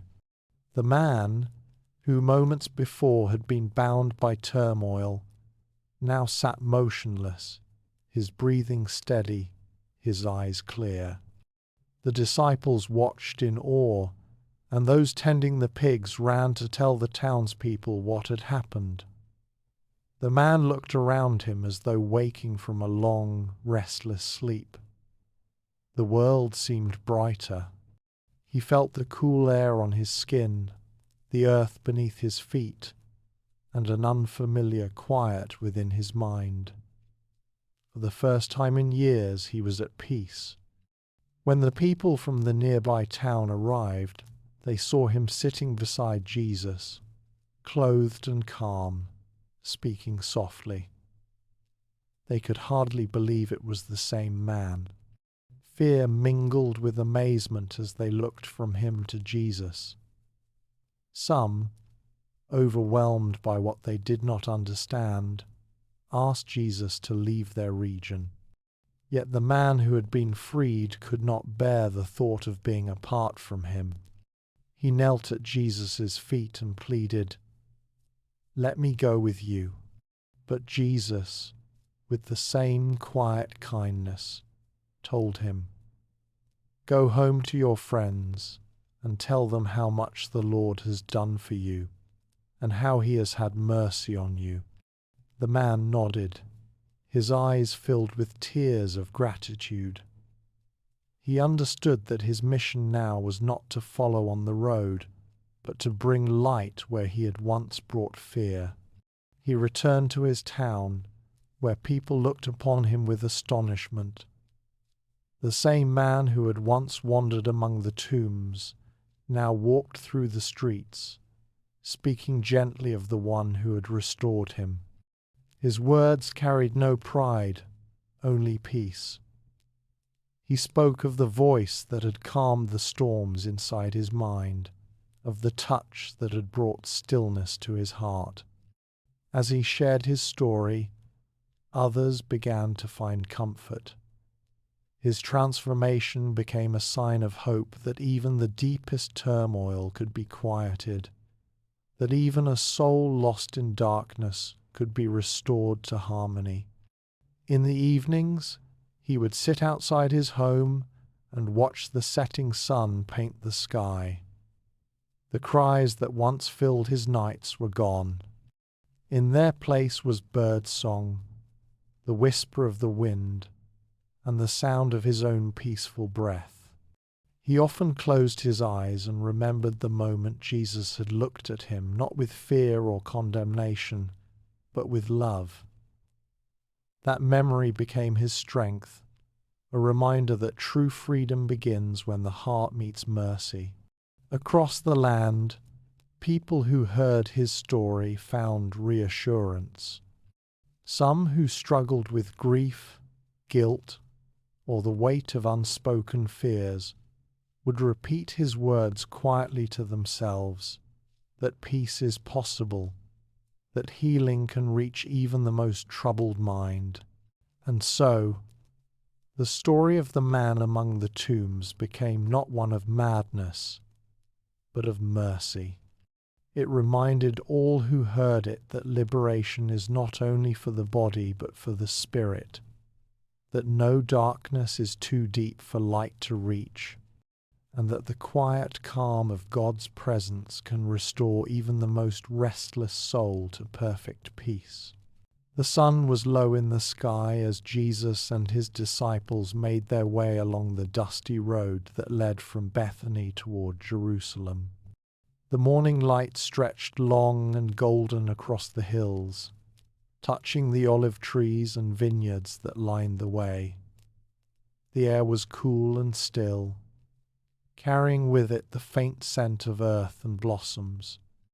It was the season when the fig trees began to awaken from their winter rest, their broad leaves beginning to unfurl, tender and green. Jesus walked ahead, his pace steady, his expression calm yet thoughtful. The disciples followed close behind, their sandals stirring the fine dust on the road. They had risen early that morning, their hearts full of quiet expectation. The days had grown more intense lately, filled with crowds, questions, and signs of wonder. Yet this morning carried a hush, as though creation itself was holding its breath. As they walked, the rustle of leaves caught their attention. To their right, beside a bend in the road, stood a fig tree. Its branches reached gracefully upward, and from a distance it appeared full and alive. The green shimmer of its leaves promised fruit. Jesus turned his gaze toward it. The tree stood alone, its roots deep in the rocky soil, its leaves glistening in the morning sunday. He stepped closer, his hand brushing against one of the branches. The disciples paused a few steps behind, watching in silence. From where they stood, the tree looked rich with life. Yet as Jesus searched among the leaves, there was no fruit to be found. The branches were full, but empty. The tree offered the promise of nourishment, but gave none. The silence deepened as he looked upon it. Then, with a voice calm yet firm, he said, "May no one ever eat fruit from you again." The disciples heard his words and felt their weight, though he spoke them softly. There was no anger in his tone, only a solemn truth, a lesson hidden in the simplicity of the moment. The wind stirred gently, lifting the leaves that had seemed so full of life, and they rustled faintly, like a sigh. They continued on their way toward Jerusalem. The city lay ahead, rising in the distance, its walls glowing in the morning light. The road wound upward, past olive groves and open fields. Birds called softly from the trees, their songs carrying on the still air. The disciples walked in silence for a time, their minds turning over what they had just witnessed. Peter looked at the tree one last time before it disappeared from view. It had seemed so strong, so vibrant, yet it bore no fruit. He did not fully understand, but something about the moment lingered in his heart, a sense that the act was not about the tree itself, but something deeper, something that reached into the quiet places of the soul. By the time they reached the city, the streets were busy. Merchants called out their prices, travelers carried baskets of goods, and children ran laughing between the stalls. The temple rose above them, its great white stones gleaming in the Sunday Jesus entered its courts, and what he found there stirred his heart. The outer court, meant for prayer and reflection, had become filled with trade coins clinking, animals bleating, voices bargaining. The sacred space had turned into a market. He walked among them, his expression full of quiet sorrow. Then, with the same authority that had calmed the storm and driven out the demons, he began to set things right. He overturned the tables of the money changers, and the coins scattered across the floor. The sound rang through the air, startling the merchants.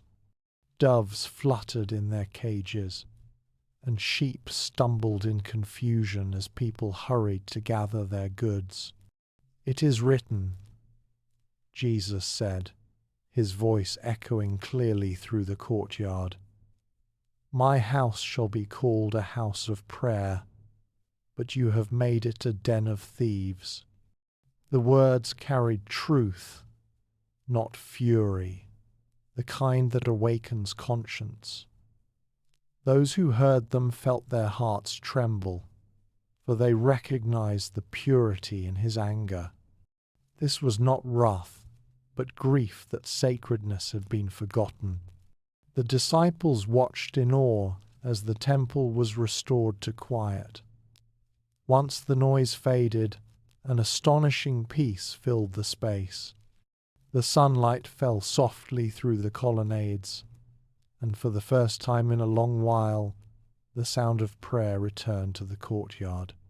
The poor and the humble came forward, the blind and the lame approached, and Jesus received them all with tenderness.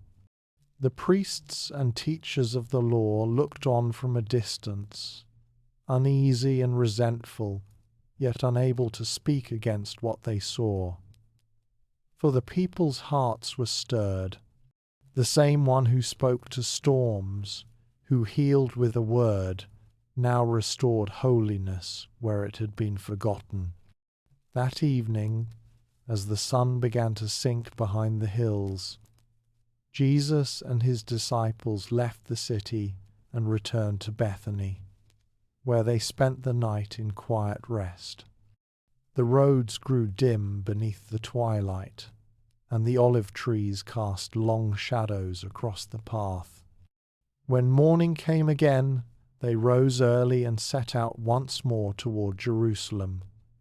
The road was familiar now, the same winding path lined with low stone walls and fields dotted with wild flowers. The air was cool and clear, carrying the scent of dew and earth. As they neared the spot where the fig tree had stood, Peter's eyes widened.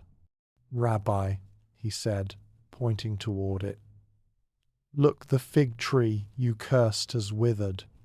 The tree that had once been so green and full was now dry. Its leaves had curled, its branches brittle. Even its trunk had lost its colour, standing pale and lifeless against the morning light.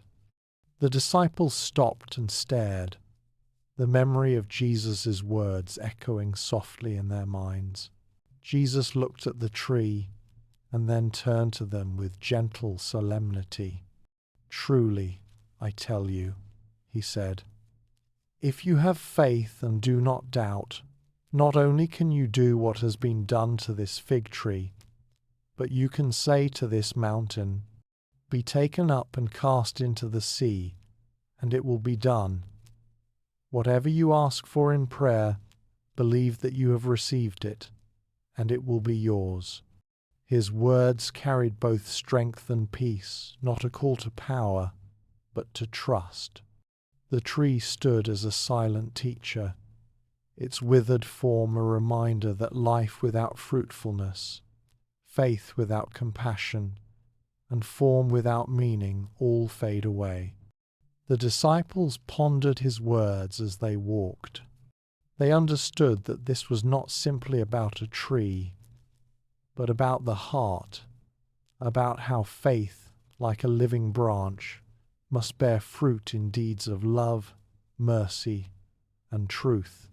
The fig tree had been full of leaves, giving the appearance of life, but within it there was emptiness.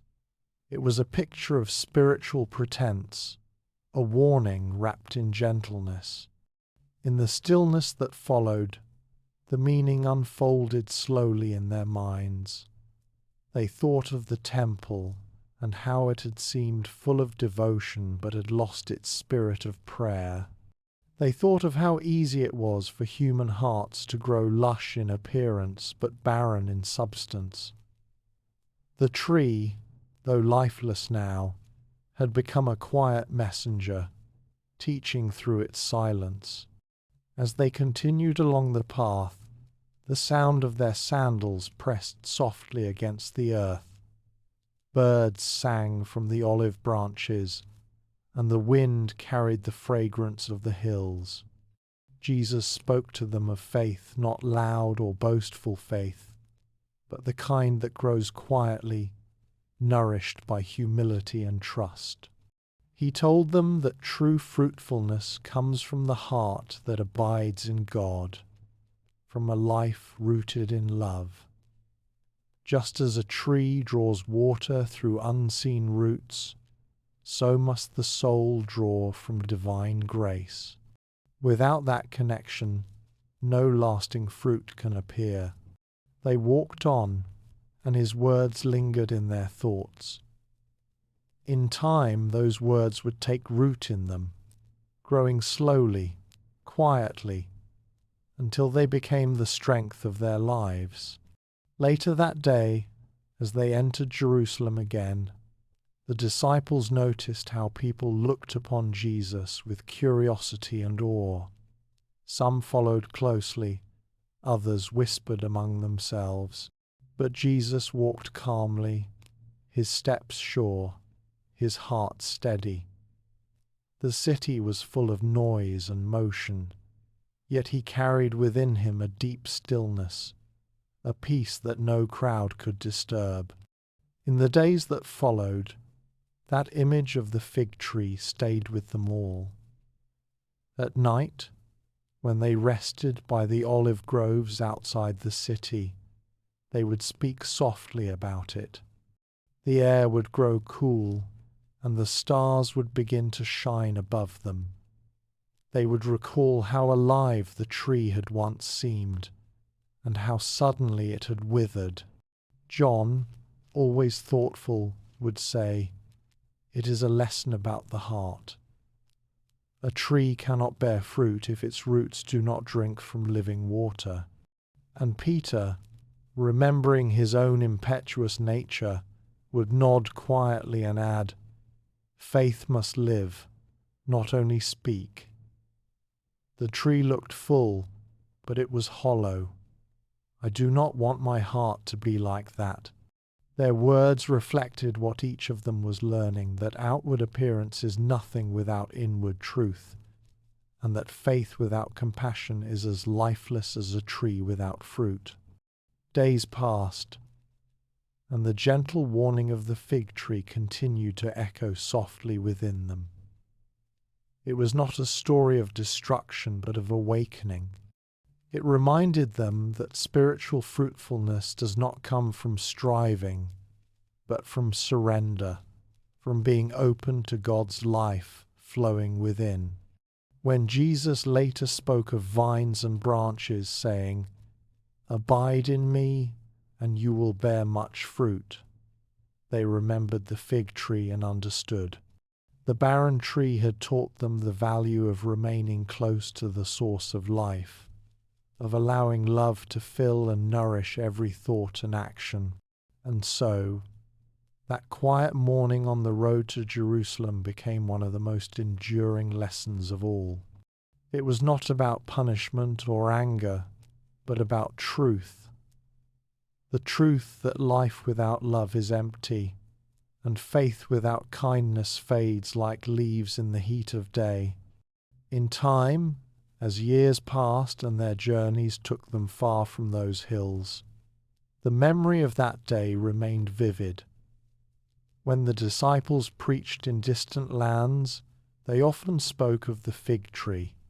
They described the road, the sunlight on the leaves, and the calm authority in Jesus' voice.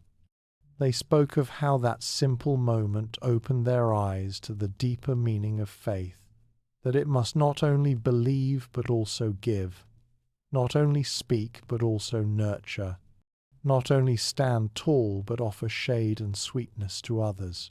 The story reached countless hearts, quietly urging reflection. It reminded all who heard it that every life, like every tree, has the potential to bear fruit, to bring comfort, to offer love, to live with purpose. It invited each listener to look inward, to see whether their own hearts were green only in leaves or rich in fruit born of mercy and grace. And in that reflection, peace could be found. For the story of the fig tree was not meant to stir fear, but to awaken understanding that the soul flourishes not by striving for appearance, but by remaining rooted in faith, watered by kindness, and nourished by prayer. As evening fell once again on those familiar hills, the wind whispered through the branches of the olive trees, and the fading light turned the land to gold. Somewhere in the distance, a lone fig tree stood by the roadside, its roots deep, its branches heavy with fruit. The air around it was still and gentle. Its leaves shimmered softly in the twilight, and beneath it, the earth was cool and fragrant. Such was the lesson Jesus left behind in that quiet act on the road, not one of fear, but of life renewed. The tree that bore no fruit served to remind every soul that the true measure of faith is not in what is seen, but in what is given. And as the stars began to appear one by one over the hills of Bethany, the land itself seemed to rest in understanding a stillness filled with grace, a quiet whisper that fruitfulness of the heart is the most beautiful offering of all. The days after the journey through Bethany carried with them a quiet sense of awe. Those who had walked with Jesus, who had witnessed the countless moments of healing, of peace, of compassion flowing from his presence, often found themselves sitting by the roadside or under the branches of olive trees, lost in gentle thought. There was something in the air, a sense that what they had seen was far more than wonders of the body or spectacles for the eye. It was as though heaven itself had opened in small, tender glimpses. The disciples often spoke among themselves in low, thoughtful voices. They remembered the sound of the sea calming at his word, the feel of the warm bread that multiplied in their hands, the echo of Lazarus's footsteps as he emerged from the tomb. Every miracle had carried with it not only the power of divine might, but the quiet pulse of divine love. These moments were not performed for fame or applause, but as invitations, gentle signs drawing hearts toward the truth of who God is and what his kingdom looks like. Even in the simple rhythm of daily life, people felt changed. The once fearful fishermen, the humble farmers, the women who carried water at dawn, and the children who listened with wide eyes, all seemed to carry a softer light within them. They began to see that these miracles were not only about the restoration of bodies or the calming of storms, but about the restoration of faith and the calming of the human heart. Each story lingered in memory like a fragrant breeze at twilight. The people who had seen the blind receive sight spoke of it not only as a healing, but as a lesson in seeing the world anew with clearer, gentler eyes. Those who had watched the paralyzed rise and walk spoke of the strength that flowed not only through limbs, but through souls that had long been still. The lepers who had once stood apart now walked among their neighbors again, embraced by community and peace. The transformation reached far beyond skin and bone. It entered the spirit, teaching that nothing broken was beyond the touch of God's compassion. In the quiet evenings when the disciples sat by the fire, sometimes they would reflect in silence, watching the flames dance like tiny messengers of light. One might speak softly, remembering the day when Jesus had told the storm to be still. Another would recall the tender way he had spoken to the woman at the well, or the look in his eyes as he touched the man born blind. Each moment had revealed something eternal, a piece of divine truth that could not be undone by time. What was this truth that wove through every miracle? It was love, expressed in action, a love that reached beyond fear, beyond the limits of reason or doubt. Jesus had shown that the kingdom of God was not distant or unreachable, but alive among them as near as breath, as constant as the heartbeat of creation. When he multiplied bread, it was not only to fill empty stomachs, but to show that God's provision knows no bounds. When he healed the sick, it was not only to restore health, but to reveal that wholeness comes from divine mercy. When he raised the dead, it was to whisper of eternity, a promise that life does not end where the eyes see darkness. The people who followed him slowly began to understand. Each miracle was a parable made visible, a sermon written not in words but in acts of grace. The water turned to wine spoke of joy renewed. The storm calmed spoke of peace restored. The dead raised spoke of hope eternal. Through each act, Jesus unveiled the nature of the kingdom, a place of compassion, abundance, and forgiveness, where love reigns without measure. The memory of these moments spread from town to town, carried by travelers and merchants, by fishermen and shepherds. Around evening fires and beneath starlit skies, people shared what they had heard.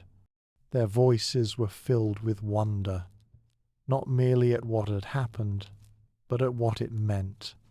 They spoke of a world where faith could move mountains, where mercy could heal the wounds that pride had made, where even those who felt forgotten could find themselves remembered by God. In small homes built of stone and clay, families gathered to speak of him. Some had seen his miracles with their own eyes, others had only heard. Yet the stories carried the same warmth wherever they went. They spoke of a teacher who did not seek thrones or armies, but reached out to the poor and weary, who looked upon sinners not with scorn but with compassion. His touch restored bodies, but his words restored souls. There were those who pondered in silence what all of this meant. Could it be that these signs were not only moments of divine power, but messages meant to awaken the heart? When Jesus healed, he did so not only for those before him, but for all who would one day hear of it. The miracles were not frozen in time. They lived on in every life that found faith through them. The leper healed was a sign that no one is too unclean for grace. The blind man restored to sight was a reminder that even in the deepest darkness, light waits to be seen. The storm calmed on the sea was a promise that peace is possible, even when all around seems lost. And the bread that fed the multitudes became a living symbol of God's endless care for his children. In these quiet reflections, one could feel a rhythm like the gentle movement of waves, steady, soothing, eternal. The miracles, in their outward beauty, pointed inward to something even more profound, the transformation of the human heart. Each person who encountered Jesus, whether through healing or through his words, was changed in ways that could not be measured. Pride softened, fear melted, despair lifted. The world itself seemed touched by grace. In the days that followed, long after the crowds had dispersed and the dust of the roads had settled, those who believed continued to live with this awareness. The fishermen cast their nets with new purpose, not only seeking fish but seeking meaning in each sunrise. The mothers who once wept for their children found comfort in knowing that the one who healed with a word watched over them still. The sick, the weary, the forgotten, all carried within their hearts a quiet assurance that love had entered the world and would never depart. Sometimes, as the disciples walked from village to village, the evening sky would begin to glow with the colors of dusk. They would see children playing, laughter echoing across the fields, and they would remember how Jesus had spoken of such innocence as a reflection of heaven itself. His miracles were not only about divine strength, but divine tenderness, the same tenderness that welcomed children, blessed the humble, and forgave those who faltered. These were not acts meant to dazzle or to frighten.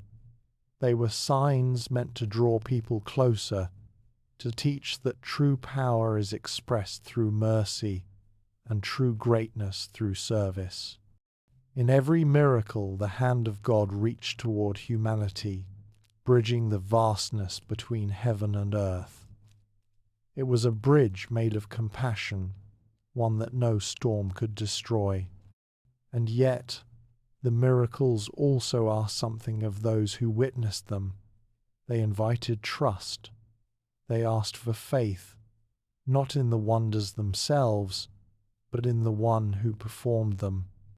For miracles alone could not change hearts unless they were received with belief. To those who watched with open hearts, they became revelations. To those who looked only for spectacle, they remained mysteries.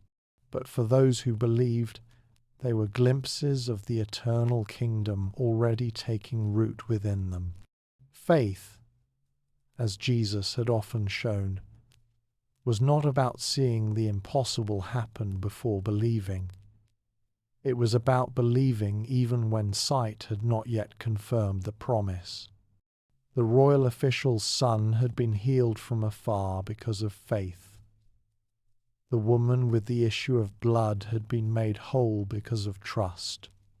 The centurion, who understood authority, had seen his servant restored without Jesus even entering his home. Each story was a reminder that divine power is not bound by distance, by circumstance, or by human limitation. The disciples came to see that these moments were not only events to remember, but living lessons that would guide them when Jesus was no longer walking beside them.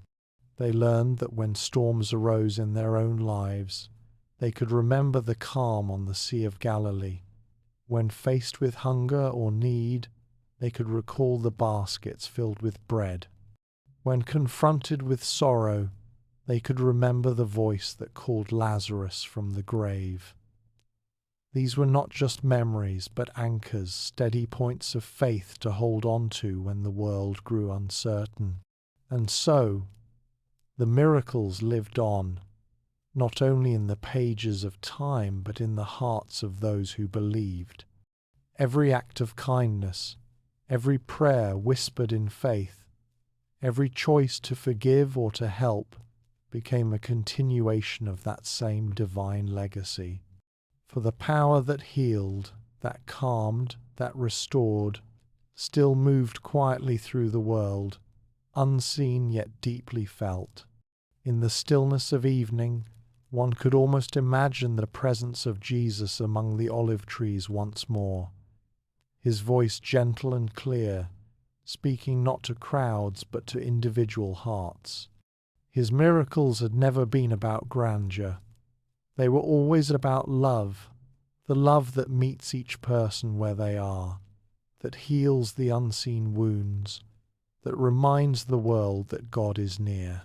The wind might whisper through the leaves, carrying faint echoes of those moments long ago, the laughter at Cana, the hush of the storm's calm, the joyful tears at Lazarus's tomb.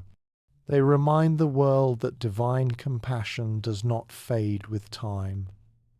It continues to shine, quiet and steadfast, in every soul that opens itself to faith.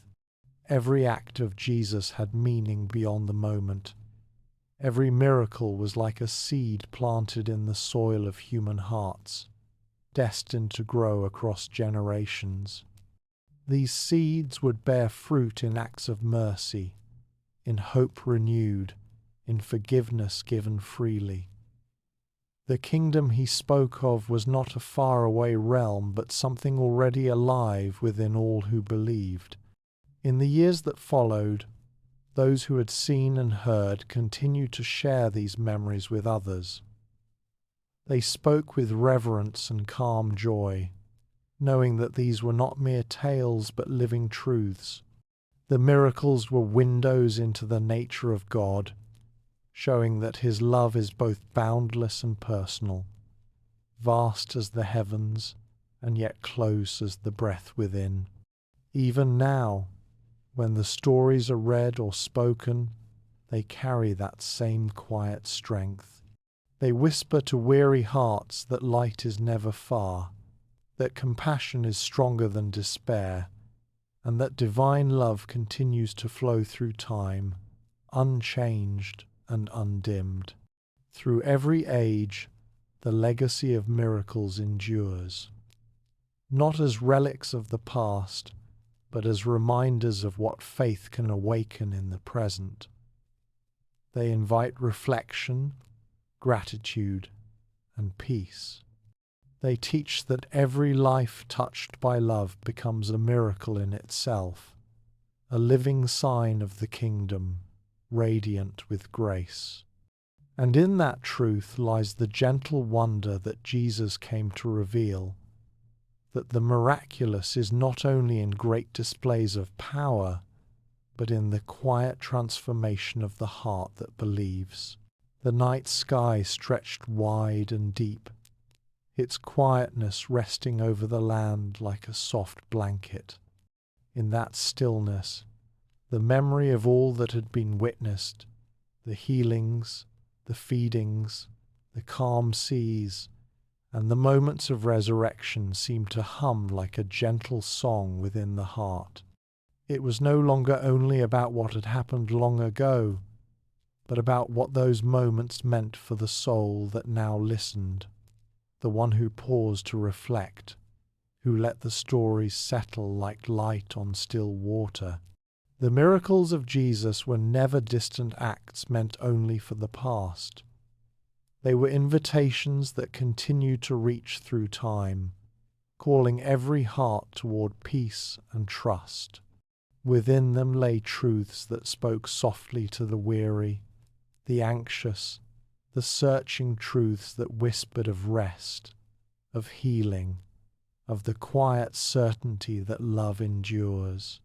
When one recalls the calming of the storm, there is comfort in knowing that the same peace that stilled the waves also lives within. The sea may rise with winds of worry or fear, but the presence of the divine remains steady and unmoved. The story is not only about water and wind, it is about the soul finding its harbour, learning that peace does not depend on calm surroundings, but on quiet faith. The waves within the mind can rest, for there is one who speaks even now, saying gently, "Be still." In the story of the leper who was healed, there lies a message of acceptance and renewal. Many hearts, in secret places, carry feelings of unworthiness or regret, like wounds that cannot be seen. Yet the healing touch of Jesus was not only for the skin, but for the heart that longed to be made whole. It reminds the listener that divine compassion reaches into every hidden sorrow, cleansing not only the body but the soul weighed down by shame or fear. The gentle truth unfolds. No one is too far from love, and no soul is too scarred to be embraced. The woman who reached out through the crowd, believing that a single touch of his garment would bring healing, speaks to every heart that yearns quietly in faith. Her story teaches that even a small, humble act of trust can open the way to transformation. She had no grand words, no position of honor, only a quiet, persistent belief. And it was enough. In the stillness of reflection, that lesson rests deeply. Faith, even when it is quiet, even when it trembles, is still heard. Each miracle, when listened to in calm contemplation, offers a window into one's own journey. The blind man seeing again may be the symbol of understanding returning after confusion, or of clarity appearing where there once was doubt. The paralyzed man rising could speak of the courage to move forward when one has felt unable to change. The feeding of the multitudes becomes not only a tale of loaves and fish, but a reminder that there is enough love, enough mercy, enough grace for all. These stories, when allowed to flow through the mind slowly, become more than narratives, they become meditations. They settle into the heart as gentle truths, bringing with them the calm awareness that life is not without care or provision. The listener, breathing quietly in the stillness of night, may find the burdens of the day softening. The rhythm of breath becomes steady, like the rhythm of waves upon the shore. In this quiet, the heart can rest, knowing that divine care is constant, that love watches even through the night. For those who feel uncertainty, the story of Peter stepping out upon the water offers a mirror. It tells of trust that dares to walk where logic falters, of the courage to believe even when fear whispers otherwise. The moment when he began to sink is familiar to many, the faltering of confidence, the return of worry, but even then, the saving hand was near.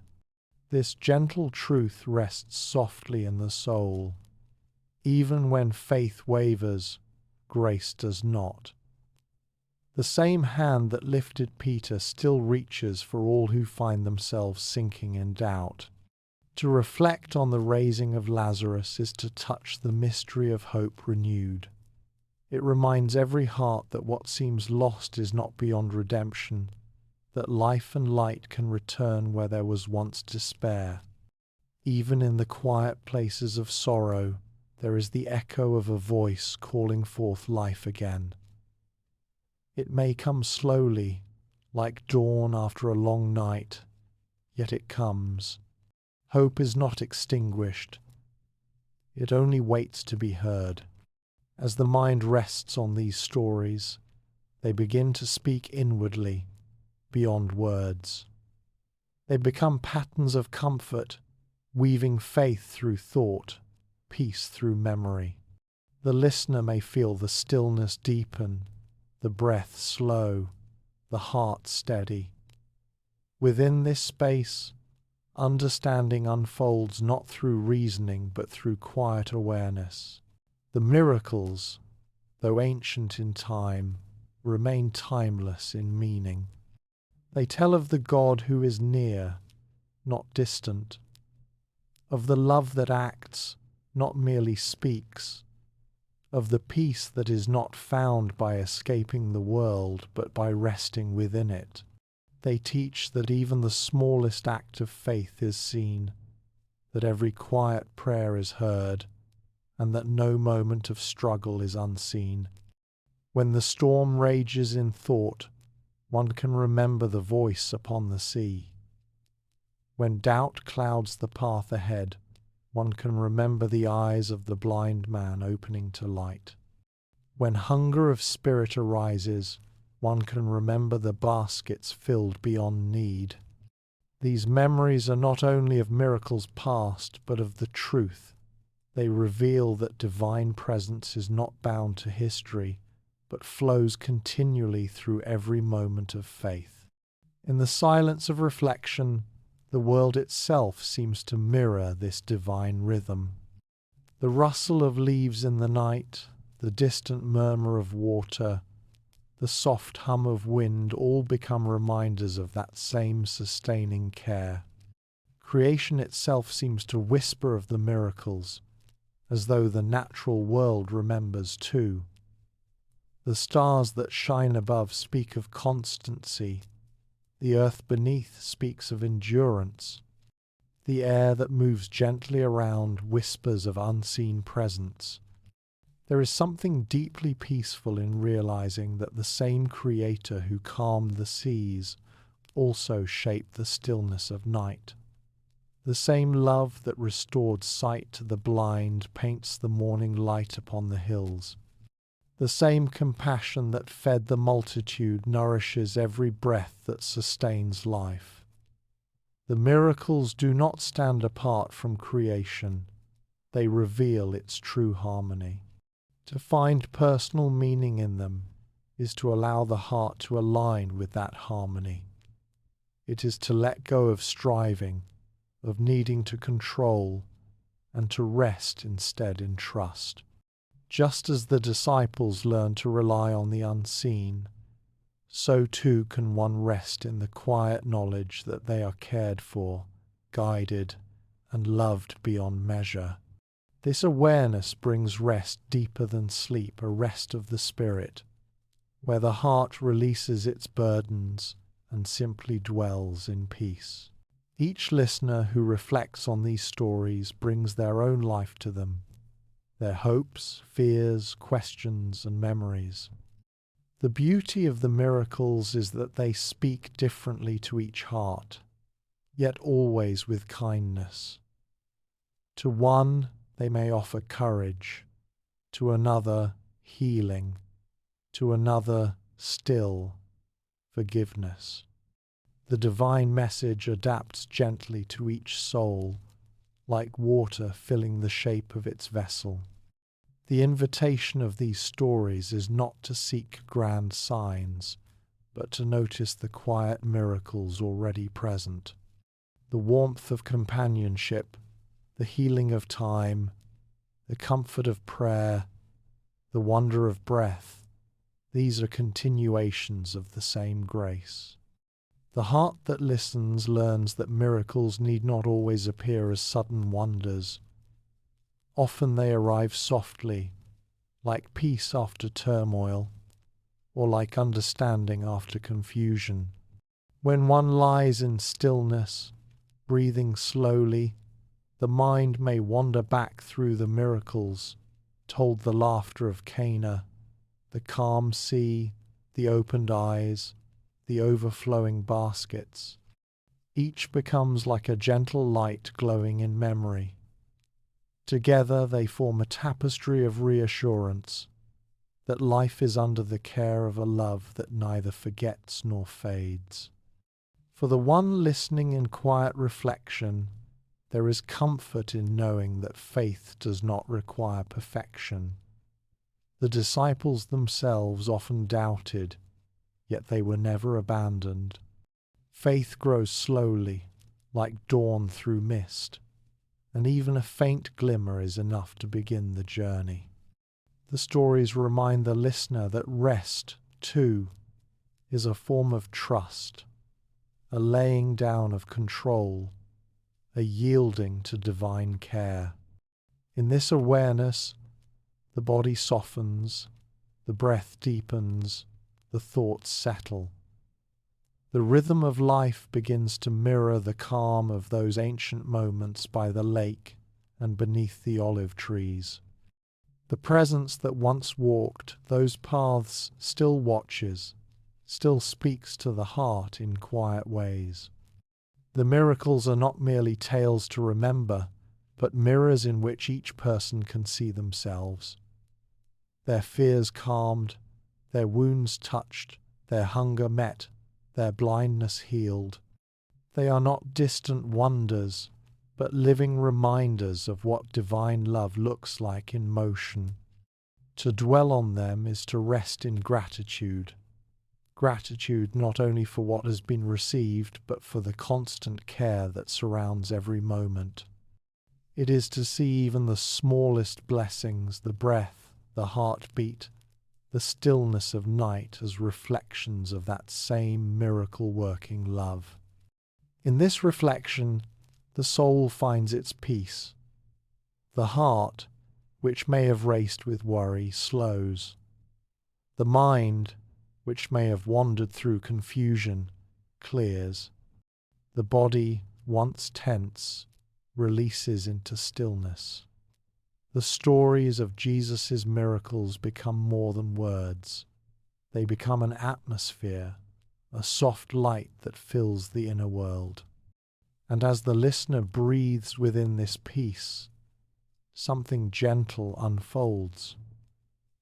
It is the quiet recognition that the same divine presence that walked among the crowds still walks within the soul, that the same voice which said, "Peace, be still," still speaks to the heart, that love, once shown in acts upon earth, still moves unseen through every moment of life. In this awareness, the stories take root not only in memory, but in being. They become part of the listener's own rhythm, the steady heartbeat of faith, the calm breath of trust, the silent knowing that all is held in love. And so, the miracles live on, not only in Scripture but in the quiet lives of those who remember them. Each act of kindness echoes their spirit. Each moment of forgiveness carries their light. Each breath of peace continues their message. They are the bridge between heaven and earth, between the heart and its creator, between restlessness and rest. The listener, resting now in thought and stillness, becomes part of that legacy not through great deeds or signs, but through the simple act of believing, through the gentle openness of the heart that receives peace.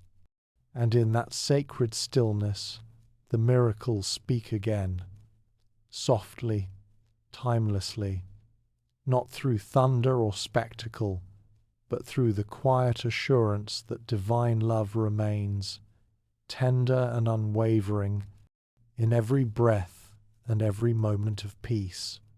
The air grows softer, as though the world itself exhales after a long day of reflection. The light of evening folds over the hills and rooftops, wrapping everything in a quiet stillness that feels both tender and sacred. The stories linger in the heart like the last notes of a gentle song, carrying traces of every moment where faith touched the ordinary and made it shine. In that calm, the memory of each miracle feels alive, not distant, not locked in ancient time, but breathing still within the hush of the soul.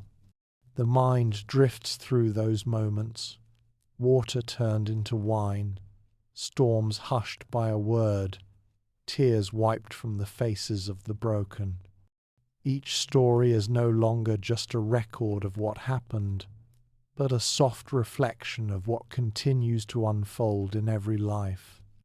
They are mirrors showing that love endures, that faith can rise from quiet places, and that divine presence is nearer than we often believe. The heart, having wandered through these scenes, feels both full and light, like the sea after a gentle tide has passed. A calm awareness begins to settle, the kind that comes not from thought, but from resting in something greater than thought. There is peace in knowing that every miracle was not only a sign of power, but a sign of care. Each one was shaped by compassion, by the desire to restore balance and renew life where it had been dimmed. The awareness of this love brings a soft warmth, a sense that even in silence, one is held and known. The breath deepens, slow and even. Each inhale feels like a wave rising quietly upon the shore, and each exhale carries away the weight of worry. There is no need to search or strive. Everything important is already here, waiting in the stillness. The heart remembers that peace does not depend on the absence of struggle, but on the presence of trust. That same calm that settled the storm can settle within, transforming the inner world into a safe harbor. The stories of healing begin to blend with the rhythm of rest. The leper made whole, the blind man seeing, the woman's trembling faith rewarded. All of them seem to whisper that wholeness is possible, that renewal is not far away. In their company, the spirit relaxes. There is no judgment here, no measure of worth or failure, only the quiet truth that love seeks to make all things new. The miracle of abundance, the bread and the fish multiplied in open hands, continues to echo softly. It reminds that there is always enough grace, always enough care to fill what seems empty. In that awareness, gratitude arises without effort. The heart thanks not through words, but through stillness, through the restful ease that comes from knowing one is provided for, seen, and loved. The quiet deepens further, as though time itself slows to let peace have its way. The room, the mind, the breath all become part of the same calm field. Thoughts, once scattered, now float like feathers upon a stream. Each one drifts past without resistance, without the need to hold or follow. In this gentle state, faith becomes something wordless, not an idea, but a presence, tender and steady. The miracles that once unfolded beneath open skies now unfold within. They reveal not only what God did, but what God continues to do in moments of surrender, in acts of kindness, in the smallest offerings of trust. Every heartbeat feels like a quiet affirmation that life itself is a gift renewed with each breath. The mind begins to yield to rest, and the spirit leans into the comfort of being safely carried. Outside, the sound of night gathers softly, the rustle of leaves, the whisper of distant wind, perhaps the rhythm of waves if the sea lies nearby. Nature itself seems to participate in this great stillness, echoing the calm of the heart that listens. There is no division between the outer and the inner, for peace has a way of joining all things. The world feels whole, unbroken, as though creation is once again resting in the goodness from which it came. In the quiet, one senses the same spirit that moved over the waters in the beginning, the same breath that brought life and light.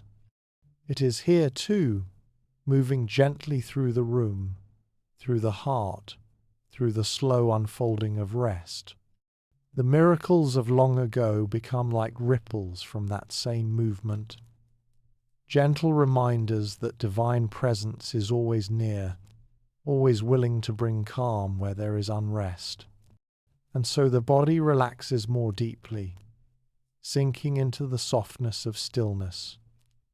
The shoulders release, the hands grow light, the eyes soften behind closed lids. The heart beats steadily, like a soft drum calling the soul home. There is nothing to do now, no story to follow, no thought to chase. There is only the peace that fills the space between breaths, the peace that Jesus offered when he said, "My peace I give to you." That peace, quiet and unbroken, spreads through every part of the being. It feels like warm light flowing through the veins, like a calm tide washing through the spirit. The memory of every story, every act of mercy, every moment of grace becomes a soft blanket of assurance. It says that love endures beyond sight, that nothing is lost, that every soul rests in the care of a patient, everlasting kindness. The night grows deeper. Stars glimmer faintly beyond the curtain of sleep, silent and steady. The world outside fades into the hush of stillness. Within that stillness, the soul finds its place peaceful, complete, unhurried. The stories that began in wonder now settle into rest, not ending but continuing quietly in the rhythm of each breath. Peace remains, love remains, and beneath it all, a gentle awareness that miracles are not far away, that they still unfold in hearts that believe, in minds that rest, in lives that trust. The spirit settles softly into that truth, and all becomes calm. May your heart rest tonight in the same calm that once stilled the storm. Let the peace of these stories settle over you like a soft blanket, and may your dreams be filled with light, hope, and quiet assurance that you are loved beyond measure. Rest deeply, and know that tomorrow will arrive with new grace, just as gentle and kind. Sleep well, beloved listener. Good night, and see you next time for another peaceful journey through faith, warmth, and wonder.